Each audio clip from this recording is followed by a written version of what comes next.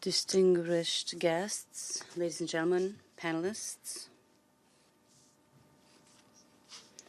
I would like, at the outset,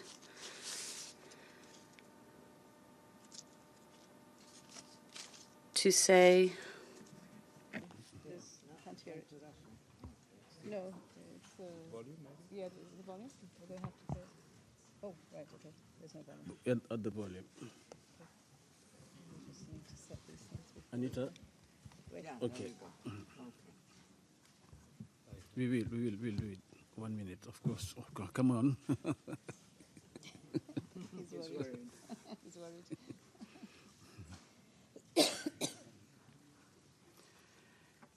Distinguished invités. Distinguished guests, panelists, ladies and gentlemen, I would like at the outset to say how much the Committee on the Exercise of the Inalienable Rights of the Palestinian People and myself are pleased to see you here with us today to contribute together to a reflection on the need to find a definitive political solution to the Israelo-Palestinian conflict. The 14th of May, 2018, saw 61 Palestinians, including 8 children, lose their lives, and more than 2,700 were wounded in Gaza. This reminds us of how urgent and pressing this need is. Before moving on, I invite you to observe a minute of silence in memory of the victims.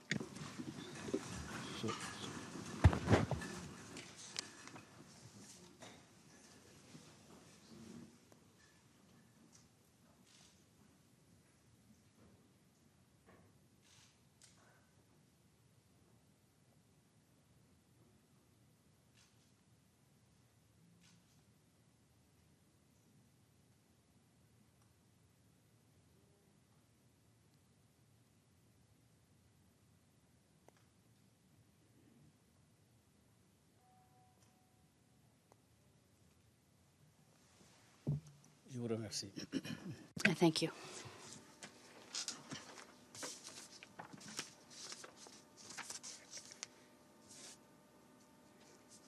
Ladies and gentlemen, 1 year ago, in June 2017, during a similar event organized by this committee here at the UN headquarters to mark the 50 years of Israeli occupation, a consensus was reached as the international community, namely that we must redouble our efforts within international law and the relevant UN resolutions so as to end the occupation, which has been underway since 1967, and to reach a two-state solution on the basis of the 1967 borders. The forum meeting today also marks a date, that of the 1948 Israeli-Arab War. 70 years after the resolution with the adoption of Resolution 181, we are seeing a Middle East which has a prosperous Israeli state, on the one hand, one envisaged in this resolution, and on the other, the Palestinian people who are continuing to strive for their legitimate aspirations as a similar prosperous state. In the collective memory of the Palestinians, these after effects of the war, which are called the Nakba, the catastrophe, raise memories of a national catastrophe marked by death, dispossession, the destruction of villages, and the displacement of hundreds of thousands of Arab Palestinians from their houses and their lands. This national catastrophe was followed by decades of exile, also marked by war, dispossession, displacement, and suffering. Ladies and gentlemen, as was well stressed by the Security Council, an overarching approach for constant peace must take into account the deeper root causes of the conflict, as well as the links that exist between peace, development, security, and human rights. Our goal for definitive peace in the Middle East must gain from a focus on the events of 1948, in that they are at the very heart of the question of Palestine. In carrying out its mandate conferred upon it by the General Assembly, a mandate that has been renewed for more than 40 years, the committee will continue its mission to defend the inalienable rights of the Palestinian people, including the right to return to their homes. Doing so, we will continue to call for a solution based on Resolution 194 adopted in 1948 by the General Assembly, that of the right of return for Palestinian refugees to their homes, no matter which is essential to solve the question of Palestine and for sustained peace in the region. In the work of UNRWA, the United Nations, from the very beginning, has invested to commit to increase support to the refugees, which has reached more than 5 million to date. This agency has a significant financial deficit currently, which hampers it from carrying out its mandate. Here I wish to take this opportunity to renew the call to member states to continue efforts to guarantee that UNRWA has access to sufficient resources that are predictable and sustained, that will allow UNRWA to continue its mission to support millions of Palestinian refugees. A lack of tangible progress in the political process and the difficult reality on the ground could lead to us being frustrated or even discouraged. Nevertheless, the international community has other alternatives, but it must continue to redouble its efforts so as to persevere and reach a two-state solution. Another crucial goal for our collective efforts for a clear political solution is to work through mediation forces in combating terrorism and extremism, which are phenomena throughout the region. We must examine the conflicts throughout the world and note that only in confronting our painful past can we truly move towards peace and reach a future that is shared amongst peoples. In this spirit, I invite you to ask these difficult questions so as to contribute to mobilizing diplomatic collective efforts which would lead to credible negotiations for a just and durable peace. After the very instructive civil society discussions that were held yesterday here at the United Nations, in the next 2 days, we hope to hear from eminent experts and personalities which have come from Palestine, Israel, and other countries around the world. On behalf of the committee, I wish to thank you sincerely for your presence, which shows that you are committed for a just and sustained settlement to the question of Palestine. This also shows your commitment to the ideals of the United Nations. Our thoughts here will lead to innovative solutions to contribute to a peace between Israel and Palestine and all people of the region. Ramadan Barak to those who are observing Ramadan. I thank you for your attention.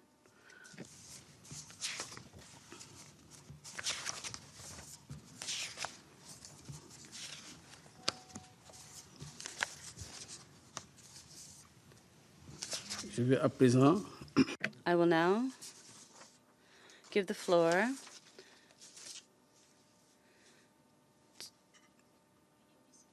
to Deputy Secretary General Amina Mohammed, who will be followed by a presentation by Ms. Hanan Ashrawi. Ms. Mohammed, you have the floor. Thank you very much, Excellency. Excellencies, ladies and gentlemen, let me also join my colleague in expressing to all of us on the first day of Ramadan, Ramadan Kareem. I have the honor to be with you today and to read a statement on behalf of the Secretary General, who is currently away. So I quote, "My first words are to deplore the tragic loss of lives and suffering in Gaza and to express my deep sadness and condolences to the Palestinian people. Today is an occasion to reflect on the costs and the consequences of the 1948 war, which resulted in the mass displacement and dispossession of hundreds of thousands of Palestinians from their homes. It is also an opportunity to look ahead at what must be done to address this situation. This year we celebrate the 70th anniversary of the Universal Declaration of Human Rights. The principles and standards enshrined in the Universal Declaration should guide the search for a durable solution to the question of Palestine, a solution that must be based on international law, the legitimate aspirations of the Palestinians and Israelis, as well as dialogue for reconciliation and for accountability. The recent violence in Gaza underscores the need for urgent action. Israeli forces must exercise maximum restraint in the use of force, and in particular, live fire. Hamas and the leaders of the demonstrations have a responsibility to prevent all violent actions. It is imperative that everyone show the utmost restraint to avoid further loss of life, including all civilians, and particularly that children are not in harm's way. The cycle of violence in Gaza must end. It serves absolutely no one. As I have since the start of the violence, I repeat my call for killings to be investigated thoroughly. Excellencies, ladies and gentlemen, these events remind us that for far too long, the international community has failed to find a just and lasting solution to the plight of Palestine refugees, as it has failed to find a just and lasting settlement of the question of Palestine. To this day, the refugees of 1948 and their descendants, now numbering more than 5.3 million women, men, and children, are unable to return to their homes. Instead, the lives of generations of Palestinians and Israelis have been defined and confined by a conflict that has shaped their physical and human landscape under a heavy atmosphere of fear, mutual distrust. Settlement, establishment, and expansion, illegal under international law, is further contributing to displacement and is a major obstacle to the achievement of the two-state solution and a just and lasting comprehensive peace. The unacceptable violence and incitement exacerbate mistrust between Palestinians and Israelis. Intra-Palestinian reconciliation still remains critical to restore hope for the future and a political horizon.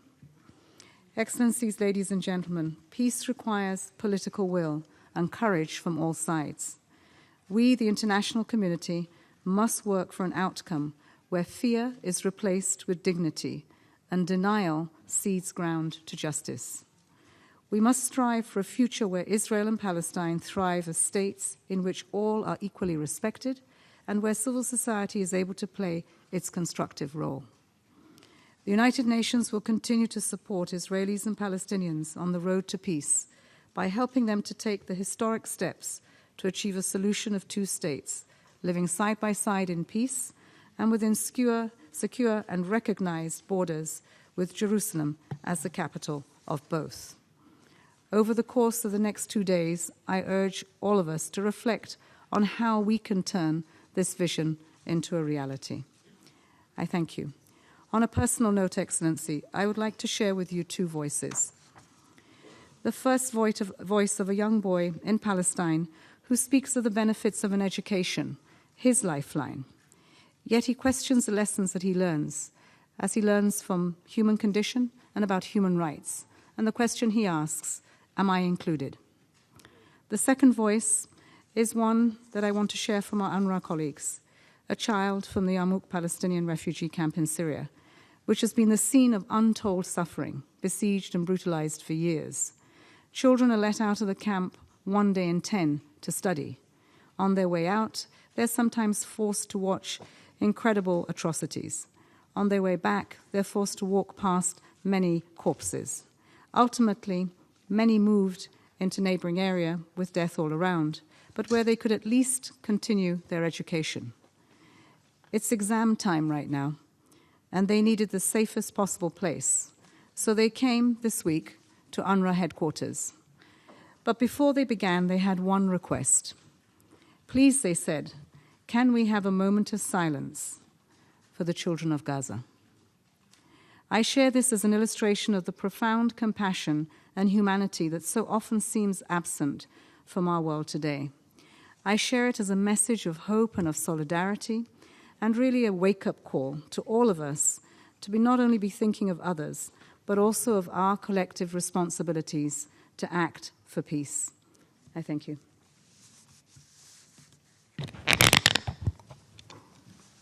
Je remercie Madame. I thank Ms. Amina Mohammed, the Deputy Secretary General, for her statement, and I now give the floor to Ms. Hanan Ashrawi, representative of the State of Palestine. You have the floor. Thank you very much.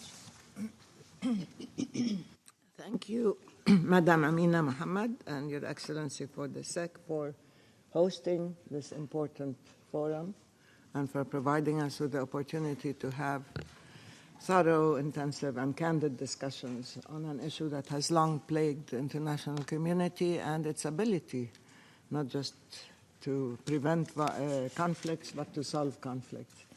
I would like to thank all members of the committee. This is a committee that has kept the faith, so to speak, that has remained persistent, and that has worked in many ways to provide us with some hope, which is a very rare commodity these days. I thank you for your words, and I thank you for the sentiments and for the recognition of the humanity and the rights of the Palestinian people on this very sad occasion, actually. The Nakba is certainly 70 years old. The Palestinian question started earlier, but still we are suffering an ongoing system of injustice. So I would say that 70 years is far too long for the persistence of the Nakba and for the victimization of a whole nation. It is too long for the dual injustice that you mentioned of dispossession, expulsion, and exile to persist on the one hand, and for the injustice of the oppression of a military occupation on the other hand. In addition, of course, to the systematic discrimination against the indigenous Palestinians in Israel. It is too long for Ilan Pappé's displacement-replacement paradigm to continue, where a whole nation is held captive and a systematic ethnic cleansing is being carried out in a variety of ways. This type of displacement-replacement must not be allowed to run its course. You cannot uproot and negate a whole nation and replace it with another while you watch your own history, your own culture, your own identity, your own rights being confiscated, as well as your own land. At least our will and our utterance have not been confiscated.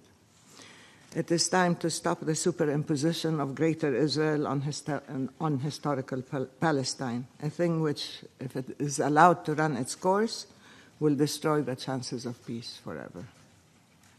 70 years is too long to allow for the repugnant anomaly of withholding accountability from the occupier and depriving the victim or the occupied from any kind of protection. This kind of impunity and disdain for the law must cease before it destroys the credibility and integrity of the whole global system that many of you here represent. 70 years is far too long for Israel's claim to exceptionalism, entitlement, privilege to be accommodated, especially by the US, in a blatant exercise of bias and power politics that has entrenched the power asymmetry and enabled the occupier and struck at the very essence of the global rule of law. This has actually morphed into a system of control that has generated a culture of hate, a culture of racism, and a culture of violence within Israel itself as an unaccountable system of oppression and occupation. I don't want to go through a long list, I have them, of how many people were killed, how many were imprisoned.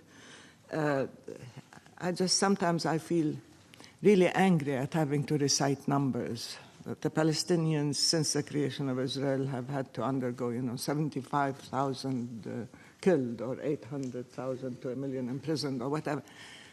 This is not the issue. The issue is the essence of the injustice that is allowed to continue. We know that the Palestinians have been suffering. We all know the intensity, the degree, the pervasiveness of the injustice that we suffer. We know that when you look at the remnants of the villages in Palestine, when you look at the very distant proofs of the existence of people in villages that have been razed and totally destroyed, it's the same. It resonates when you look at the whole areas and neighborhoods in Gaza that have been bombed out of existence.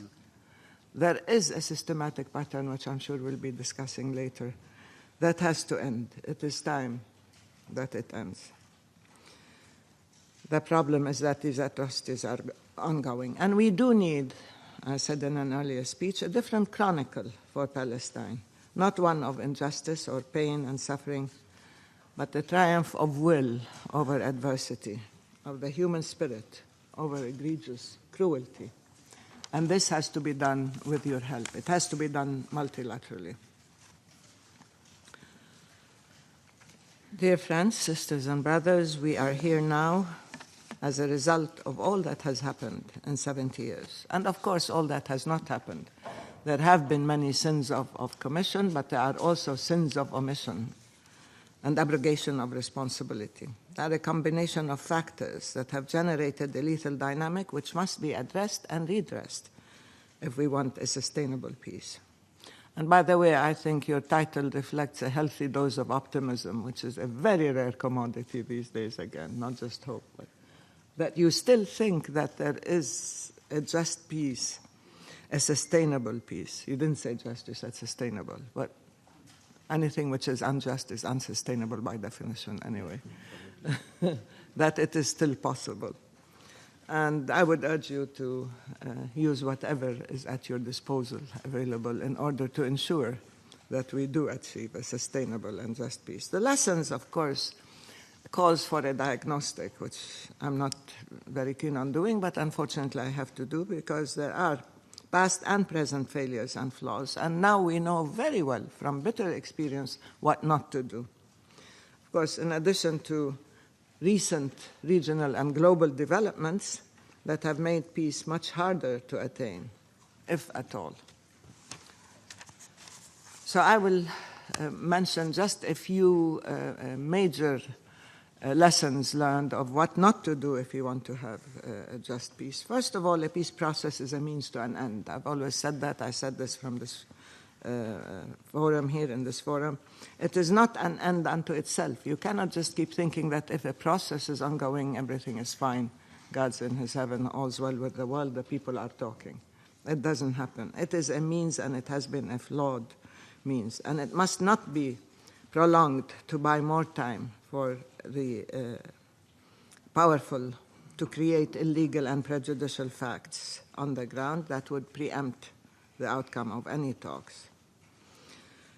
And of course, any peace process must have clear terms of reference. It must have a relationship to reality, and it must have an impact on behavior. It is not just an abstract process taking place in cyberspace or outer space. And it has become a process for its own sake. So it has lost its value, and it has lost its effectiveness, and therefore we have to think outside the box. 2, it must not incorporate the power imbalance. Again, we've always said that repeatedly, between occupier and occupied, let alone maintain a system whereby the occupier is constantly rewarded.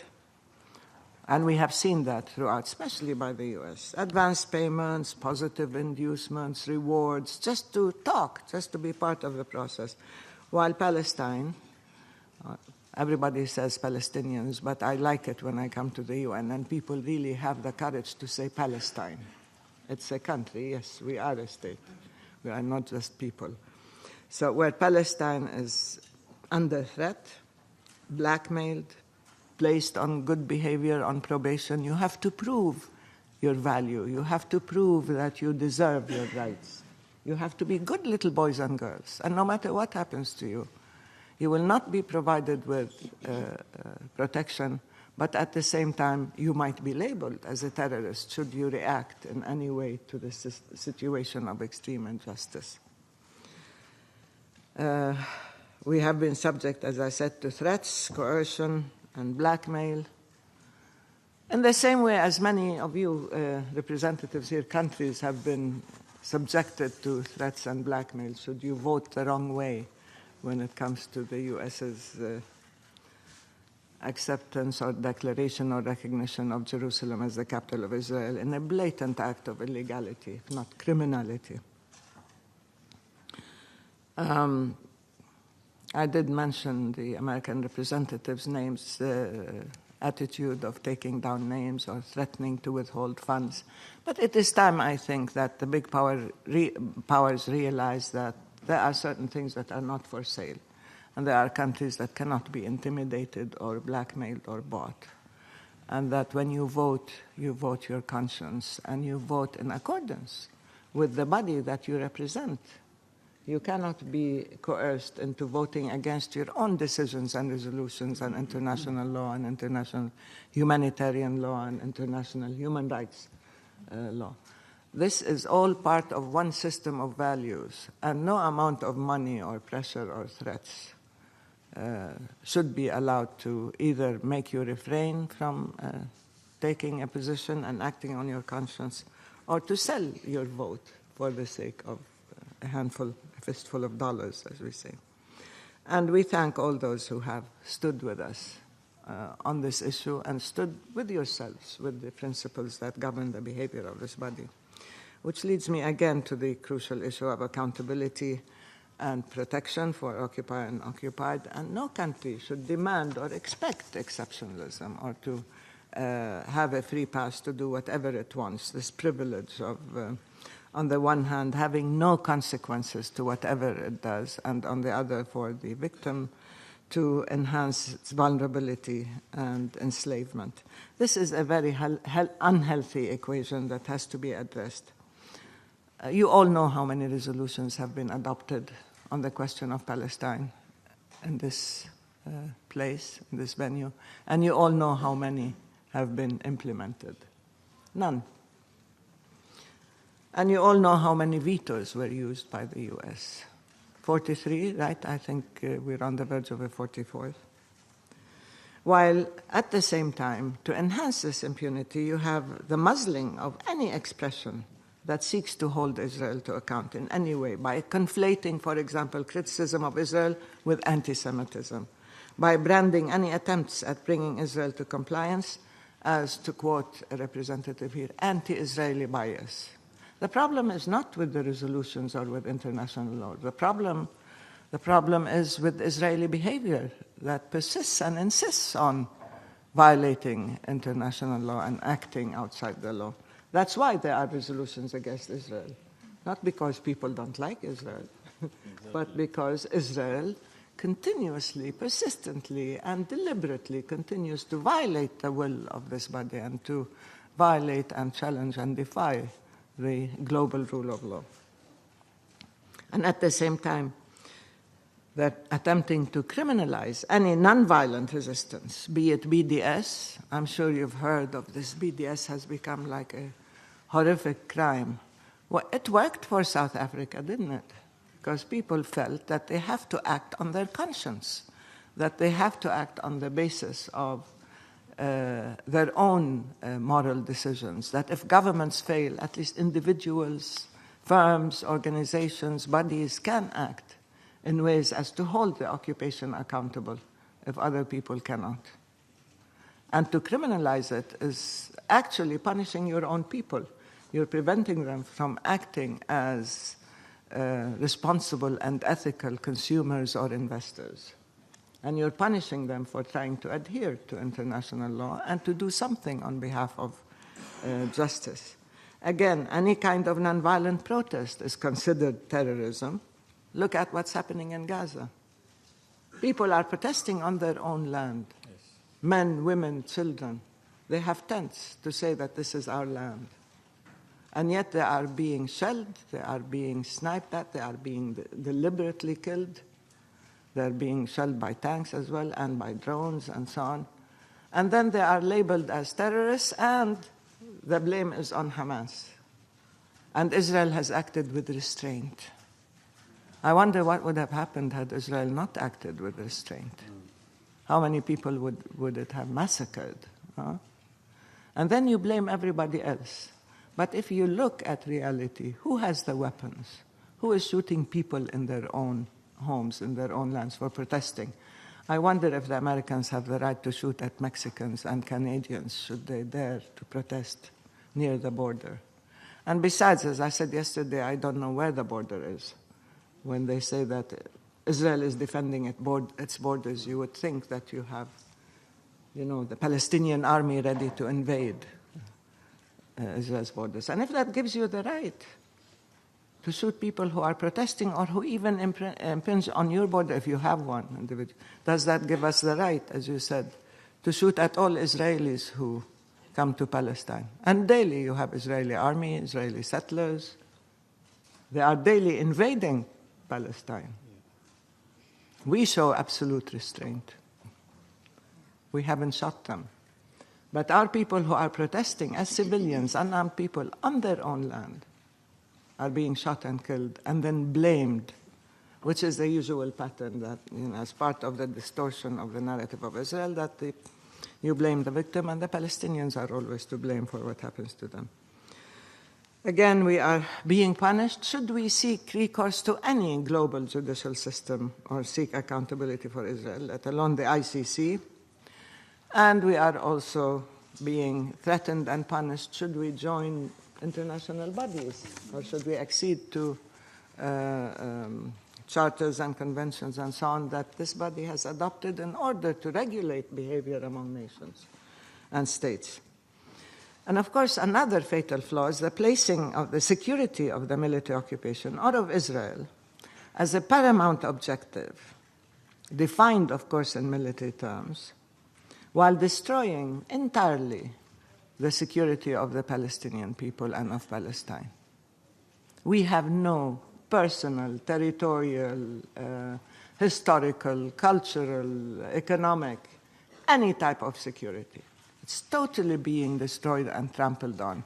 And yet, whenever we talk about any kind of solution, we are told, the security of Israel. This is incredible.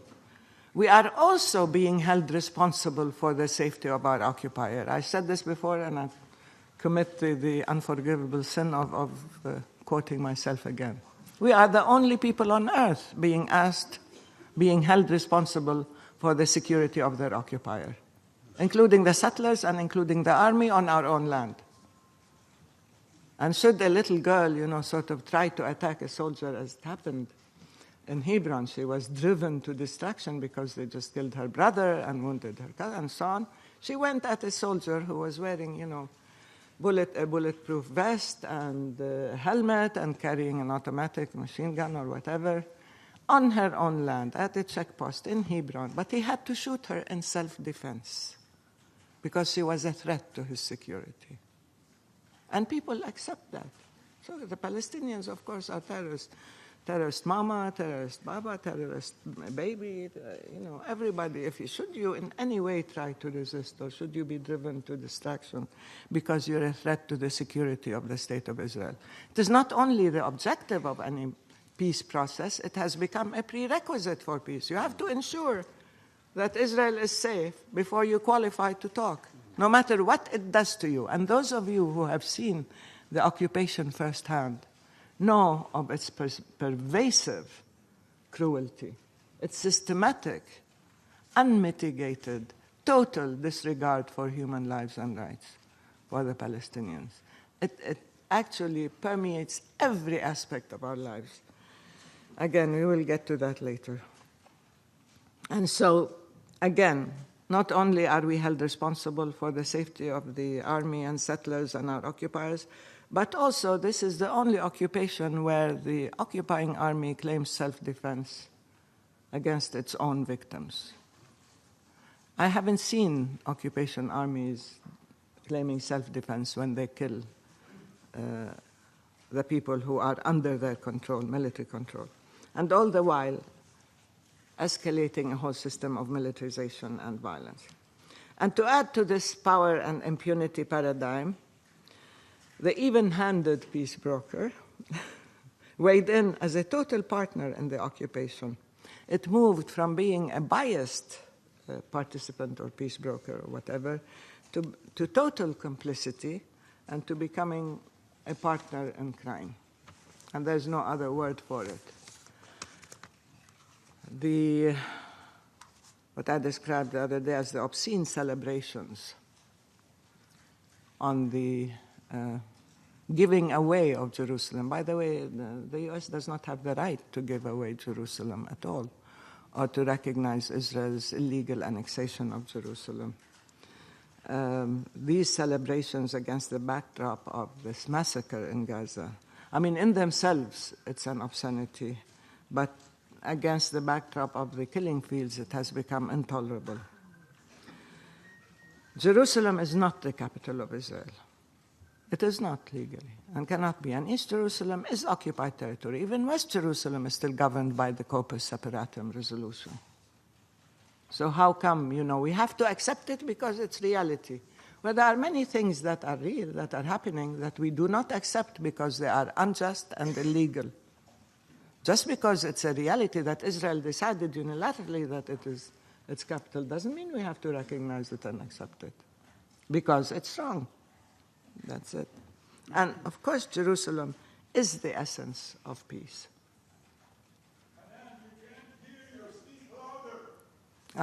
Okay.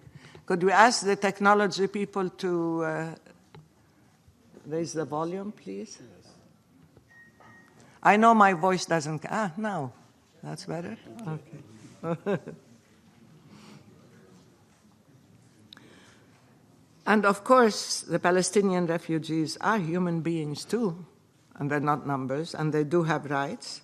UNRWA is an expression that you both mentioned of the international committee's sense of responsibility and, of course, a recognition of culpability for the plight of the refugees.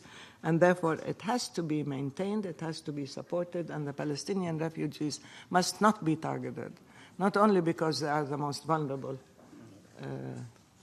population, but also because it is their right, and because they are being treated as though they are the exception to the plight of all refugees, since the definition of the right depends on the exclusivity of Israel's identity as a Jewish state. And therefore, should you happen not to be Jewish, then you cannot go home. And this kind of exceptionalism is unaccepted. And of course, the two-state solution. These are the components we're talking about when it comes to peace, Jerusalem, the refugees. The two-state solution, the 67 boundaries. It's not, as I said, a decision of choice. We did not, in 48, say, okay, we are going to accept the 67 boundaries. We were pressured, we were threatened, we were told to prove that we are positive and we are compliant and we will work with the international community. You have to accept 67. You have to accept the two-state solution. We said, what about the refugees before? What about the root causes? No, so we did. It was a painful compromise and a major concession, which we made even before the talks started. And now you have somebody who says, one state, two states, doesn't matter. Yeah, had we known that before, we would have solved it. What do you mean it doesn't matter? What the parties agree to. There is such a thing as legality and law. And the settlements, of course, they're not only illegal, they are a war crime. I mean, any child in Palestine can tell you, the Rome Statute, settlements, illegal, they are a war crime. And yet they persist, and Israeli expansionism is not curbed. And of course, Ambassador Friedman, whom many people think is, in the same way as we think Israel has two representatives here, we also think that Ambassador Friedman is the representative of Israel to the rest of the world, and the apologist.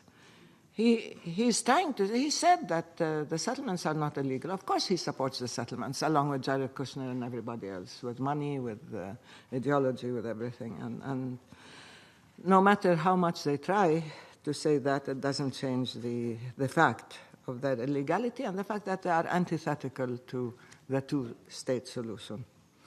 Now, President Trump, having dismantled all the core components of peace that we talked about, and having given Israel a free hand to continue to wreak havoc in our part of the world, he has totally smashed the negotiating table, which I haven't seen anyway, into splinters. And then he threatens the Palestinians, you should come back to the negotiating table. Where is it? Where was it? What is the basis? What does it stand on? What vision do you have? What plan do you have? And we're very glad they haven't published their plan, because they're already implementing it on the ground, whether it's Jerusalem or refugees or borders or whatever. They're doing it. And then he says we have to return to the table. What table? I mean, what peace? Let's deal with reality. What this has succeeded in doing, actually, is disqualifying the U.S. as a peace broker, but also it undermined peace itself. And you have struck at all the components, all the requisites for peace. And again, I want to tell you something that many people don't like to hear. Just repeating the mantra, direct bilateral negotiations, this is not a recipe for peace. Everybody says, what can we do to get back to negotiations? Well, we've been negotiating ad nauseum. We've even invented means of negotiations that other people haven't known. But it is, in a sense, such bilateral negotiations is tantamount to asking the people under occupation, asking their occupier for permission to be free. Israel controls everything and everybody. And according to the Fourth Geneva Convention, people under occupation should not be negotiating with their occupiers, right? Because any agreement arrived at might be under duress. And yet we are told you have to negotiate directly with your occupier. It's like asking a woman, we were talking about this, to negotiate directly with her rapist. Let's see what terms you can come up with. They're controlling the land, they're stealing the land. They're changing the reality of the land. They are carrying out ethnic cleansing. They are demolishing homes. They are killing people. And we have to negotiate ourselves out of captivity. That's why I say it's a multilateral international responsibility. You have to make Israel stop. You have to curb Israeli violations. And you have to rescue the chances of peace if there are any left. And we are not going to ask Israel for permission to be free. It is our right. And even if Friedman and others of his ilk try to drop the term occupation from the lexicon, you've heard this, haven't you? And the Americans now are not using the term occupation. By changing the language and the discourse doesn't mean you have changed reality on the ground. By any other name, occupation stinks, and it is still there. It's an occupation.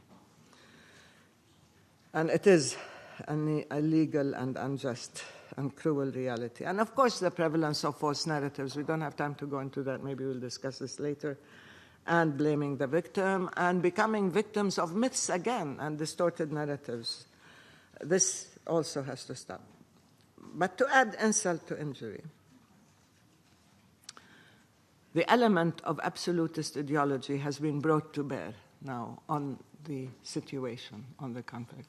It was there all along, but now it has become part of the political discourse in parlance. You have to accept Israel as a Jewish state and so on.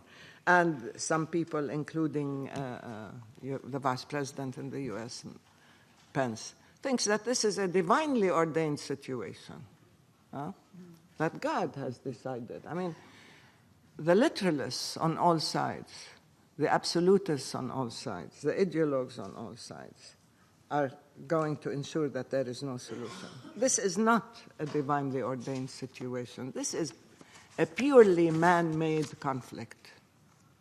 And I said this here before, not woman-made. Man-made. Maybe we women should solve it. Let's say human-made.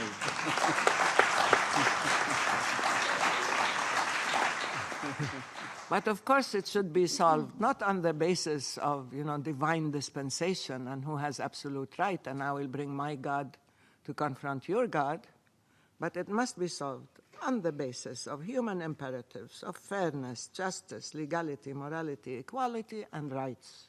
These are the bases that must be the basis of a solution. It must be embedded in international law with clear terms of reference. We do need a multilateral conflict. Unilateralism is the power of the exercise of power by the stronger on the weaker. Bilateralism is asking the weaker to appeal to the stronger, but we need multilateralism because you do have a system and a body of laws. This is where you need to intervene and to engage positively. And there are many different formulae available. I don't want to reinvent them for you.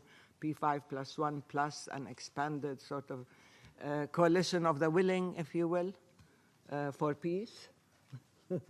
We have to usurp other people's expressions also. Not for more talks, but for concrete steps, for implementation. We know if you want a two-state solution, okay, get Israel to withdraw to the 67 borders. Not just to stop settlements, to dismantle settlements. It's too late to ask them to stop. They've never stopped, and they've escalated. And if you look at the terrain in Palestine, you will see what these settlements are designed to do to prevent the establishment of the state, Palestinian state. You need a binding time frame. You need a system of monitoring and evaluation and arbitration, and you, of course, need to define your objective clearly. President Abbas proposed a solution or a timetable with an initiative during his presentation at the Security Council. We haven't had any responses, by the way. Yeah. The whole world was telling us, okay, when everything else fails and there's an impasse, the Palestinians have to be creative. Find other ways. Why doesn't anybody else have to be creative? Why do we have to be creative? Find a solution. Start a new initiative. I think we've run out of creative ideas. We are dealing with reality, with pain, with lives, with land, with death, with resources. We need people to engage with a serious engagement. It is no more business as usual. I declare that the interim phase is over. The declaration of principles has been so seriously flawed that it only enabled the occupation to continue and to entrench itself and to wreak more havoc. And so we are going to redefine our relationship with the Israeli occupation. We have already referred the issue of settlements to the ICC, and we are going to seek recognition from other countries and as full membership here. And again, fundamentalism and religious extremism, just like unbridled violence, are incapable of bringing about any solution. And as I said, Muslim, Jewish, Christian, literalism, fundamentalism that claim divine dispensation will succeed only in launching a holy war and ensuring that there is no solution. And Palestine has always been diverse and inclusive. Those of you who know its history, I don't know how many tribes, I've actually lost count, including the Hebrew tribes who came to Palestine. There have been many tribes that have come and gone. But our culture is a combination of a rich interplay of all these heritage and cultural exposure and interaction. And it must remain diverse and inclusive and must be guided by tolerance and acceptance of the other, by democracy.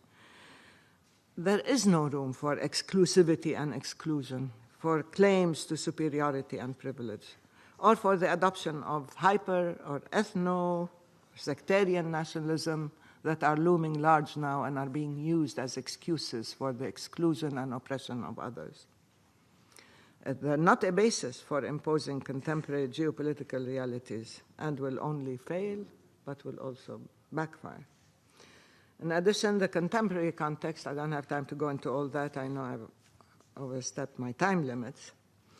The contemporary context in the prevailing atmosphere, especially in terms of attitudes and mindsets, are not conducive to a just peace. We recognize that, whether regionally or globally. When you talk about the rise of populism, of racism and xenophobia, Islamophobia, anti-Semitism, white supremacy, misogyny. Of course, misogyny is part of this mindset, definitely. unilateralism and militarism, isolationism, the me first syndrome, like the America first, not the me too syndrome, the me first syndrome. Yeah.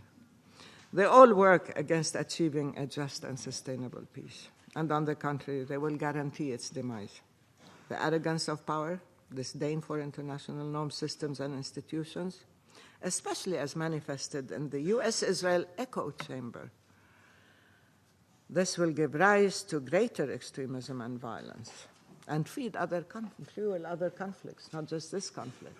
Why shouldn't this be seen as an example? And President Trump's ultimate deal is the embodiment of the flaws that have prevented the achievement of peace.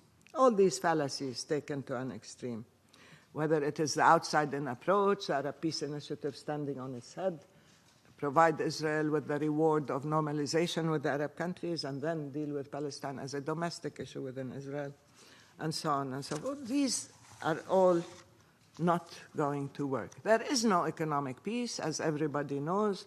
You cannot sort of alleviate the economic deprivation and suffering of the Palestinians and get them to accept their captivity and the injustice done to them. That's not the issue.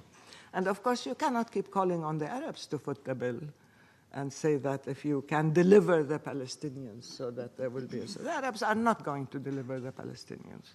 And they know that they have a living and a critical constituency. The Arab people still look at Palestine as an issue of conscience and commitment, regardless of what some governments may say.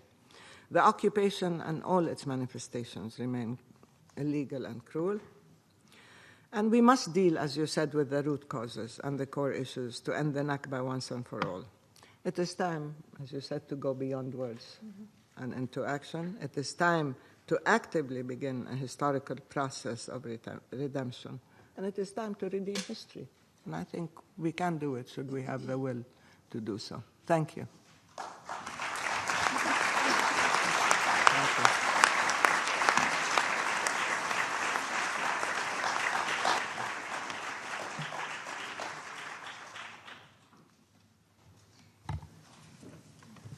Thank you indeed, Madam Ashrawi, for this remarkable presentation. I would like to thank you for joining us today, and we also highly appreciate the greetings and wishes you conveyed from His Excellency, Chairman Mahmoud Abbas, President of the State of Palestine. Please convey to him the assurances of our support for and solidarity with the Palestinian people. We do attach great importance to his efforts to steer the Palestinian people toward an independent and sovereign state of Palestine based on the two-state solution and living in peace and security. Ladies and gentlemen, this concludes the first part of our opening session. Once again, I would like to thank our eminent speakers for their valuable statements, which are bound to inform our discussion in the panels over the next 2 days. Please kindly note short clips from documentary titled Voices Across the Divide will be shown at the beginning of each panel. Voices Across the Divide is a powerful documentary, an oral history project exploring the Israeli-Palestinian conflict through rarely heard personal voice of stories. In the interest of time, and to allow for a rich discussion in panel 1, which will commence immediately after this session, we invite all those representatives of member and observer states and also intergovernmental organizations who wish to make statements to send those statements to the Division for Palestine Rights of the United Nations Secretariat. Then they will be posted on the committee website. We shall now suspend the meeting for a few minutes to allow Deputy Secretary General Mohammed to leave the room. Thank you very much. Thank you. Thank you for your time, especially for your thoughts. Thank you. Well, thank you so much, Hanan. See you. Appreciate your words.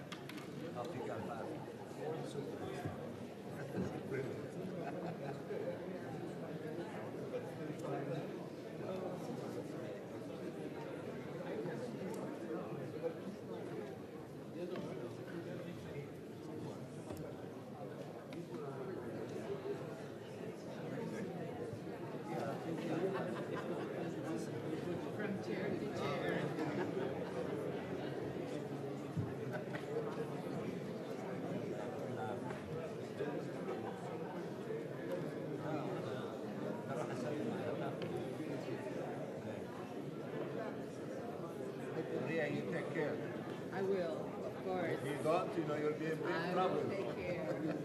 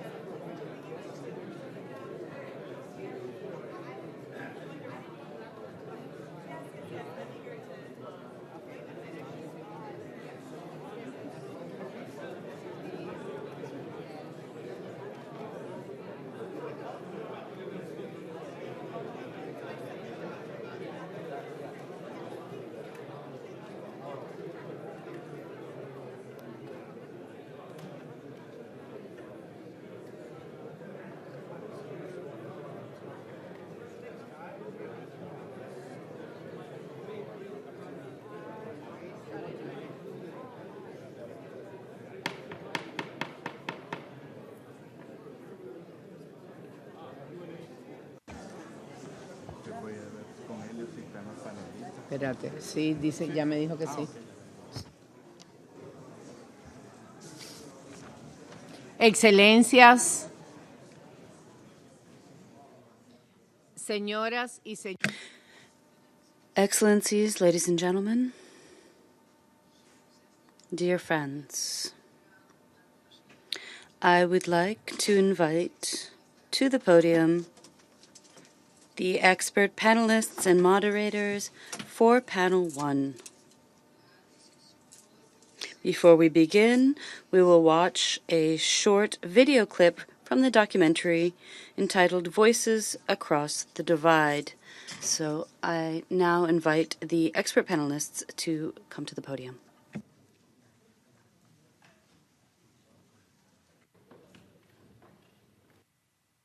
I am one of the eyewitnesses to the Nakba. Without telling you my age, I was only 12 years old at the time, 48. I come from a village called Al-Nakba. It's one of those villages, the 400 and some that in 1948 were totally demolished. I lived through the exodus from the village in late April, early May 1948.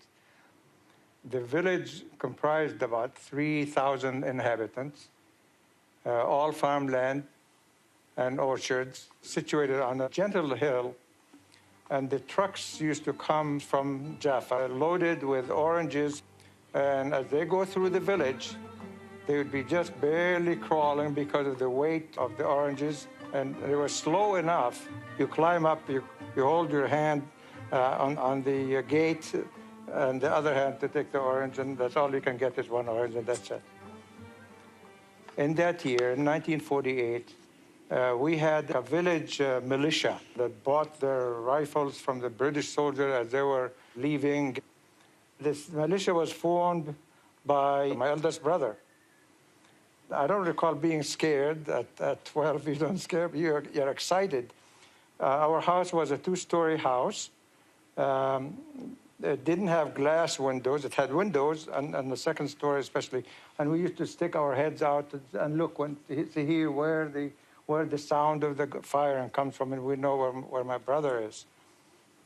I don't know how the word came to the village that we should be evacuated and move east out of the village to safer ground.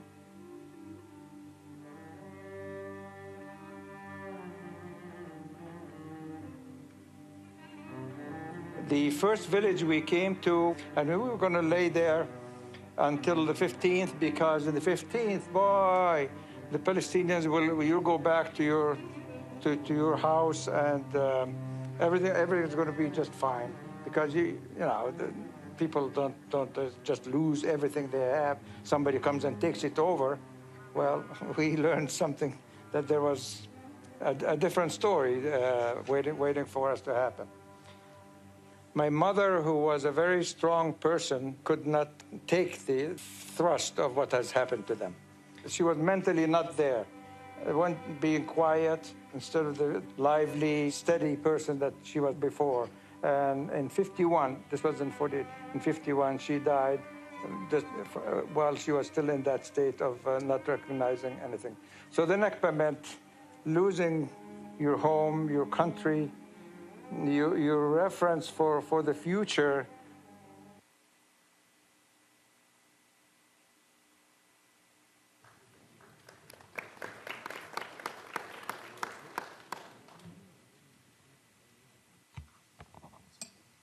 I should now like to inaugurate forthwith the discussion panels for the day. Our first panel for the day is entitled, What Happened in 1948? Why does it matter?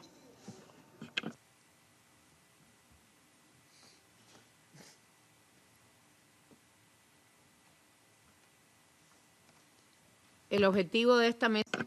The aim of the panel is to shed light on the historical, political and legal context which led to the partition of Mandate Palestine, the creation of the State of Israel, and the displacement of nearly 1 million Arab Palestinians, known as Al-Nakba. I am pleased to introduce on the podium Mr. Eugene Rogan, Professor of Modern Middle Eastern History and Director of the Middle East Centre at St. Antony's College, University of Oxford. Mr. Rogan has worked extensively on the Middle East, and he is the author of notable publications such as The Arabs, A History in 2009, which was named one of the best books of the year. May I ask Mr. Rogan to introduce the speakers and to moderate the session. You have the floor, my friend, Mr. Rogan. Chair, thank you so much. It is such a pleasure to be in this company today. Our panel will be addressing the historical background to the Palestine question, what happened in 1948. And as a historian and one based at the University of Oxford, it seems to me the fundamental point of departure for any meaningful discussion of where we are today. We are privileged to be in the company of four of the most astute observers of Israel and Palestine and their intricate, interlinked history. We are pleased to be welcoming back to the panel Dr. Hanan Ashrawi, who has truly dedicated her life to the service of her country. The doctorate she earned in English literature from the University of Virginia could have given her a successful academic career anywhere in the world, but she chose to take it back to the University of Birzeit, where she was called upon by her country to serve as a member of the leadership committee and official spokesperson when a delegation representing Palestine took to the Madrid Peace Conference. It was the moment when I think Dr. Ashrawi burst onto our consciousness. Her service to her country at that crucial moment was to give the case for Palestine a more eloquent hearing than ever it had been known to have before. She was elected to the Palestinian Legislative Council in 1996 and 2006 and was the first woman elected to the PLO Executive Committee. We have with us Mr. Avraham Burg, member of the Knesset. He also served as Speaker of the Knesset and has served as the chair of the Jewish Agency. He was also interim president of the State of Israel. Dr. Victor Kattan is a senior research fellow at the Middle East Institute in Singapore. He has also served Palestine as a legal advisor in the UNDP in East Jerusalem and as the program director of Al-Shabaka, the public policy network in Palestine. Victor and I should have crossed paths when he was teaching at the School of Oriental and African Studies in London in 2008 to 2011. It's a great pleasure to be with him on the panel today. And finally, Professor Ilan Pappé, Professor of International Studies and Director of the European Center for Palestinian Studies, both at the University of Exeter.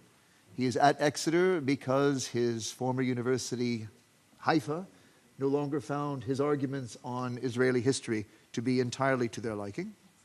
His Oxford doctorate marked him out as a founding member of the New Israeli Historians, an influential school rethinking the history of Israel on the basis of the archival resources released by the government of Israel and reinforced by a string of publications which most recently earned him a Lifetime Achievement Award by the Palestine Book Award.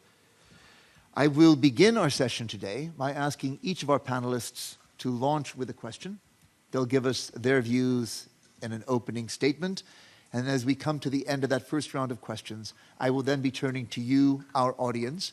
If you would raise your hand to make your wish to ask a question known, then I will call on you with pleasure. I will ask each of you to please be sharp and short in your questions so we can get to as many as possible. I will also invite panelists, should you wish to pose questions to each other, to make your wishes known to me as well. But to begin, to get us started in thinking about the history, could I please ask Ilan Pappé to spell out for us precisely, Ilan, in your words, what happened in 1948? Thank you, Eugene. I want to thank the organizers for inviting me, and I will try in 6.5 minutes to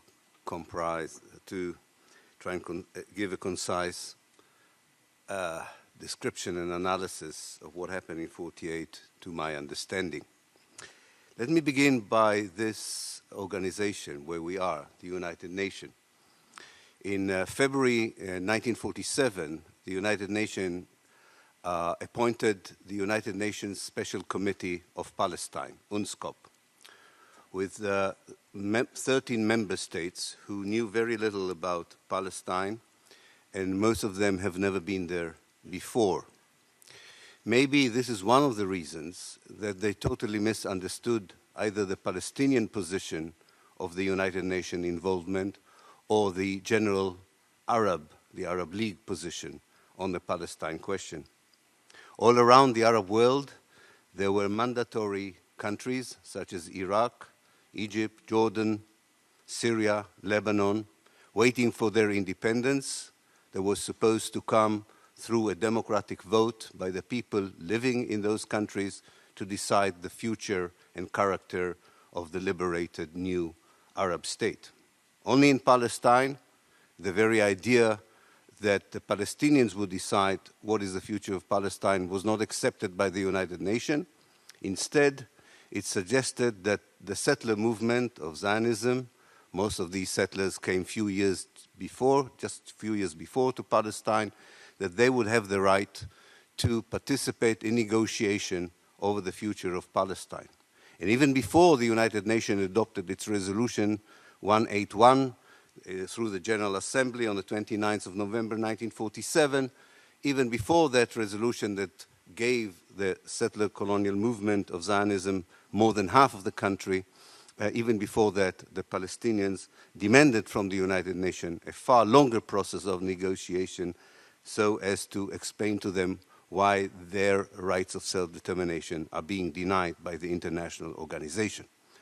The American delegation, one should say, in February 1948 suggested 5-year trusteeship over Palestine, which was accepted by the Palestinians in order to give the additional 5 years for negotiating a far more just idea for the future of Palestine.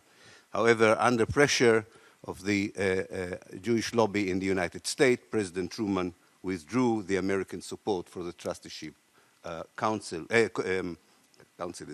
trusteeship agreement. In February 1948, the forces of the Jewish community in Palestine began, regardless of what was happening here in the United Nations, began a process that I called in my book in 2007 of ethnically cleansing the Palestinians. In April 1948, most of the Palestinian population that lived in Palestinian towns, or the mixed Arab-Jewish towns of Palestine, were expelled or forced to leave. And we are talking about more than 150,000 Palestinians who lived in the urban space of Palestine, who became refugees even before the British Mandate of Palestine on the 15th of May ended. These expulsions from the city were accelerated by acts of massacres, the most known of them, the massacre of Deir Yassin on April the 9th, 1948. So even before the Arab League decided to send military forces in order to try and save the Palestinians on May the 15th, 1948, 250,000 Palestinians were already refugees. And the presence of these refugees in the Arab world forced the Arab governments to do something, although most of them were quite reluctant to participate in any kind of military adventure in Palestine. While the Israeli forces, we should call them now the Israeli forces after the establishment of the State of Israel on May the 15th, 1948, while the Israeli forces were fighting against these contingents from the Arab world, the ethnic cleansing of Palestine continued. The Palestinian villages in the middle of Palestine, in the south, in the north, were overexposed to a tactic that was already articulated by the Jewish forces in a plan that was adopted on the 10th of March 1948. The plan described exactly how the Palestinian villages should be encircled, forced to leave, or evicted by force should this flight not happen. The worst chapter in the Nakba came in October 1948 during the operation that the Israelis called the Hiram operation in the north of Galilee. Even some of the leaders of the Jewish community themselves wrote in their diaries that what the Israelis did in October 1948 was not very different from what the Nazis did in the Second World War. This operation was the toughest because the Palestinians already knew what awaited them, and they were putting a tough resistance, which had led to a list of war crimes and atrocities that completed the ethnic cleansing in Palestine. So within 9 months, half of Palestine's population was expelled, half of Palestine's villages were demolished, and most of the Palestinian towns were wiped out. The Israelis, already in August 1948, began an operation that I call memoricide, in order to wipe out any residue and remnant of the Palestinian existence in Palestine. They built Jewish colonies and settlements over the destroyed Palestinian villages, quite often giving them a Hebrew name, that resembled the Arab name of the village. Thus, Safuria became Tzipori, Lubia became Lavi, and so on. The idea was to say that these were actually ancient biblical places, and therefore this was not a destruction of village, but rather the redemption and the return to the villages. On other villages, the Israelis planted forests. The Israelis imported 10,000 pine trees from Europe to cover the Palestinian villages that were destroyed in the catastrophe of 48. I can tell you, as a second generation of European settler, that we don't do well in the climate of the Middle East, and the same happened to the pine trees of Israel. Many of them became very ill, and where they died, the old orchards and olive trees came back to claim their presence on the land that used to be Palestine and Arab. Let me conclude by saying that I think that any peace process that ignores what happened in 1948, and the peace process so far had totally ignored what happened in 1948, would have at least to rely on three principles, which I call the 3 A's. A, for acknowledgement. It's quite amazing how even the top negotiators in the world who deal with Palestine do not acknowledge the catastrophe of 1948. The second is accountability. Acknowledged by itself is useless, as we know, in post-apartheid South Africa. And the only way to make Israel accountable for the ethnic cleansing of 1948, which is a crime against humanity, is to allow the unconditional implementation of Resolution 194 of the United Nations General Secretary, how do you call it? General Assembly, thank you, Riyadh. General Assembly resolution sanctioning the unconditional return of the Palestinian refugees to their homeland. And the last A is acceptance. I think that once there is acknowledgement and once there is accountability, not only for the crimes of 48, but for the ongoing crimes since 1948, then the Israelis can ask both the Palestinians and the Arab world to accept them as an organic part of Palestine, of the Arab world, of the Middle East, and be part of its problems and its solutions. Thank you. Thank you very much, Ilan.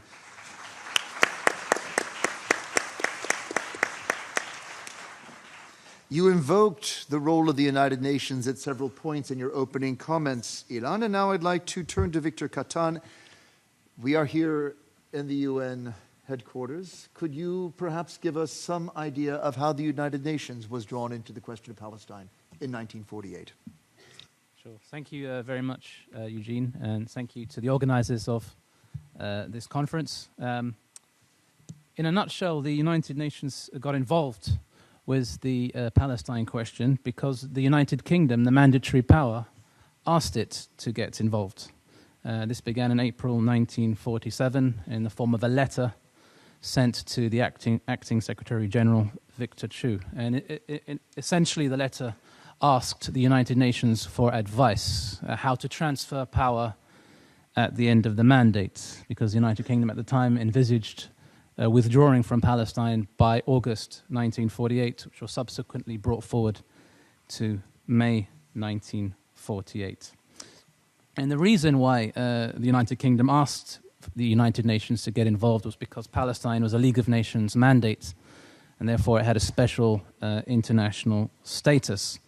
It was not like a crown colony such as Kenya, India, Cyprus, or Ireland.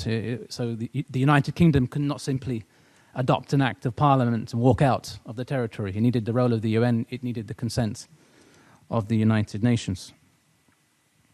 And we're in the Trusteeship Council chamber. Under the Charter, the normal way of modifying a League of Nations mandate is to place the territory under a trust territory, where the UN would act with the consent of the administering power. The Arab states in 1947 argued that the only alternative was to have an independent state. Once Britain left, Palestine should have become an independent state. This is what Ilan was mentioning with regard to UNSCOP. However, this is not what happened. The Arab states were outvoted at the UN General Assembly, and instead the United Nations Special Committee on Palestine was established. And it was established, its terms of reference were quite wide and included looking at the broader issues, such as the refugee question in Europe, British policy during the mandate, and the Jewish national home. And to cut a long story short, this United Nations Special Committee recommended a plan of partition with an economic union. There were then two subsequent smaller committees that looked at this issue in further detail. And on the 29th of November 1947, a majority at the UN General Assembly voted in favor of the partition plan. Now, this is crucial to understand. The partition plan envisaged a separate status, an international city for Jerusalem. It envisaged a joint economic board and two states, a Jewish state and an Arab state that would be independent from Transjordan.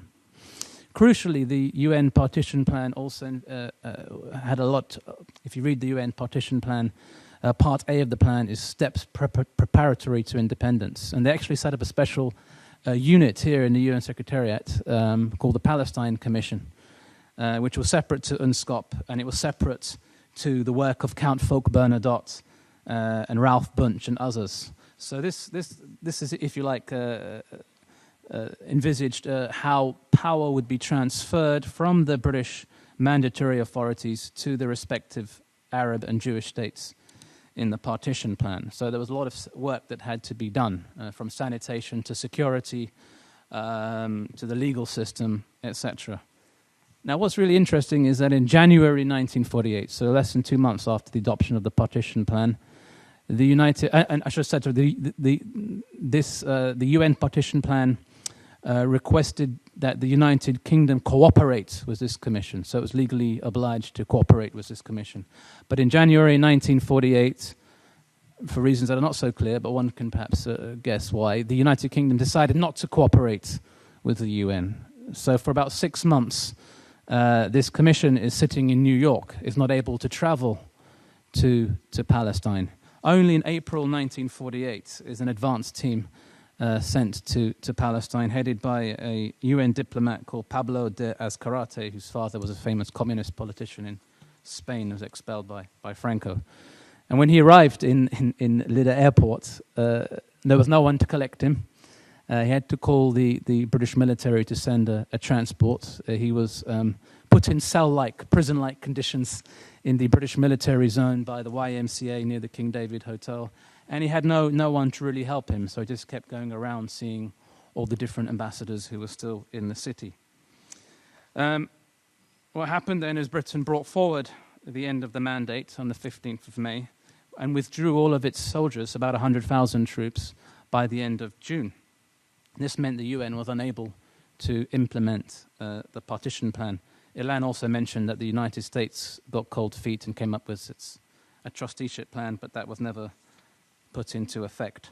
And in fact, the State of Israel was declared while there was a debate going on in the Security Council, and some of the Arab delegates expressed surprise that this was allowed to happen. No one was expecting that. They were still going on with these different UN committees expecting some kind of transfer of power. So I'll just conclude by pointing out that the United Nations was involved for 13 months before the 15th of May 1948. So one of the questions one might consider is, what if? What if the United Kingdom had cooperated with the United Nations? Would things have turned out differently? Possibly not, but it's worth pondering. I'll leave it there. Thank you. Thank you much, Victor. As you rightly point out, the United Nations has been implicated in this question from the very beginning, and its role is not over yet. I would like to now take the broader historical perspective with Avraham Burg. If we were to move beyond 1948 to consider the consequences of 1967 and where we are today in 2018. Is history on the side of the one or the two-state solutions in resolving this conflict? Thank you very much, Eugene, Madam Chairperson, my colleagues.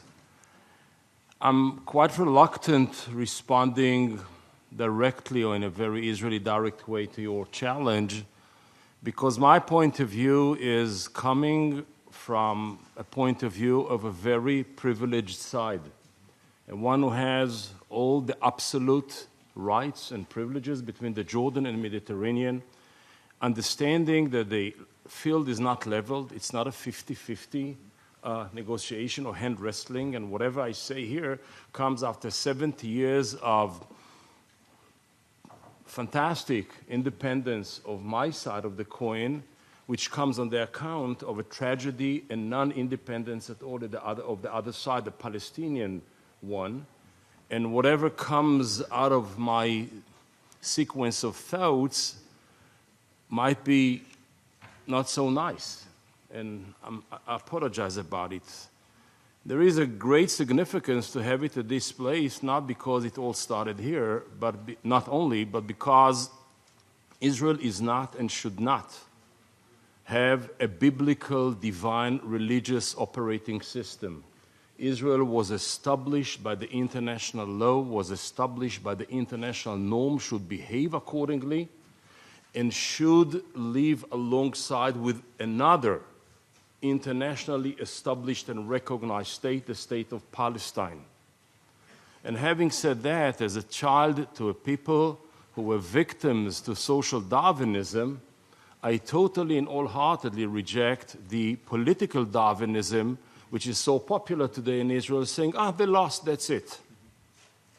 This is not a way I want to live together. That's not the way I believe any humanity should correspond with each other. So having said that, I depart from the 48 with both Ilan's and Victor's very informative insights, and I say 48 is part of a very embarrassing Israeli oxymoron. On one hand, 48 is the utmost effort of the Israelis to eradicate any previous memory. Places, names, people, roads, any history happened there. So whatever happens between Israel, of the legitimate Israel of the 48, up until 67 lines, let's forget about it. It's a total forgetting industry. And then we have 67, which is a permanent, ongoing reminder. So one hemisphere wants to forget it all, and one hemisphere is not ready to relinquish it, and we had a kind of a split personality. Remember, forgetting, remembering, and we don't know where we are. Now, this is not the only oxymoronic situation. The formulas of Israel do not live together. Every Israeli, prime minister and down, will say, yes, two-state solution. This is the holy cow. This is the holy of holiness. And still at the same time, every Israeli, yes, embassy or no embassy, will take a vow, united Jerusalem, never to be divided again, none whatsoever, yada, yada, yada, yada. And then you say to yourself, listen, if there is a two-state solution, so the capital of the other state is Jerusalem. If the capital of the other state of Jerusalem, so Jerusalem is divided. But if, on the other hand, Jerusalem is never to be divided, it means there is no other state. And if there is no other state, there is no two-state solution. So how can these two formulas run the same political apparatus or operation? And this is a self-deception that Israelis are in love with, because actually I have both cakes. Not just one cake to eat, I have both cakes to eat. Now, when I go into it and I look into the two-states formula, I say to myself, listen, I'm a one who was a disciple and admirer of Yossi Beidin and Hanan Ashrawi here, even at Hanan's place under Israeli shooting, prior to prior and during the Oslo Accord, and we took a vow for the two-state solution. But is it the formula which the first ever invented product with no expiration date? Will it be there forever on the shelf and wait for us till a day will come? I don't know what. The answer is no. I cannot here and now tell you that it expired already or not, but I would say the days are numbered. It is not there forever. Now, from the Israeli point of view, the two states transaction was almost a cynical one, not, God forbid, not by Dr. Balin here, but others who take a vow on its behalf, Prime Minister included. And this is, we give you 67, and in return you give up 48.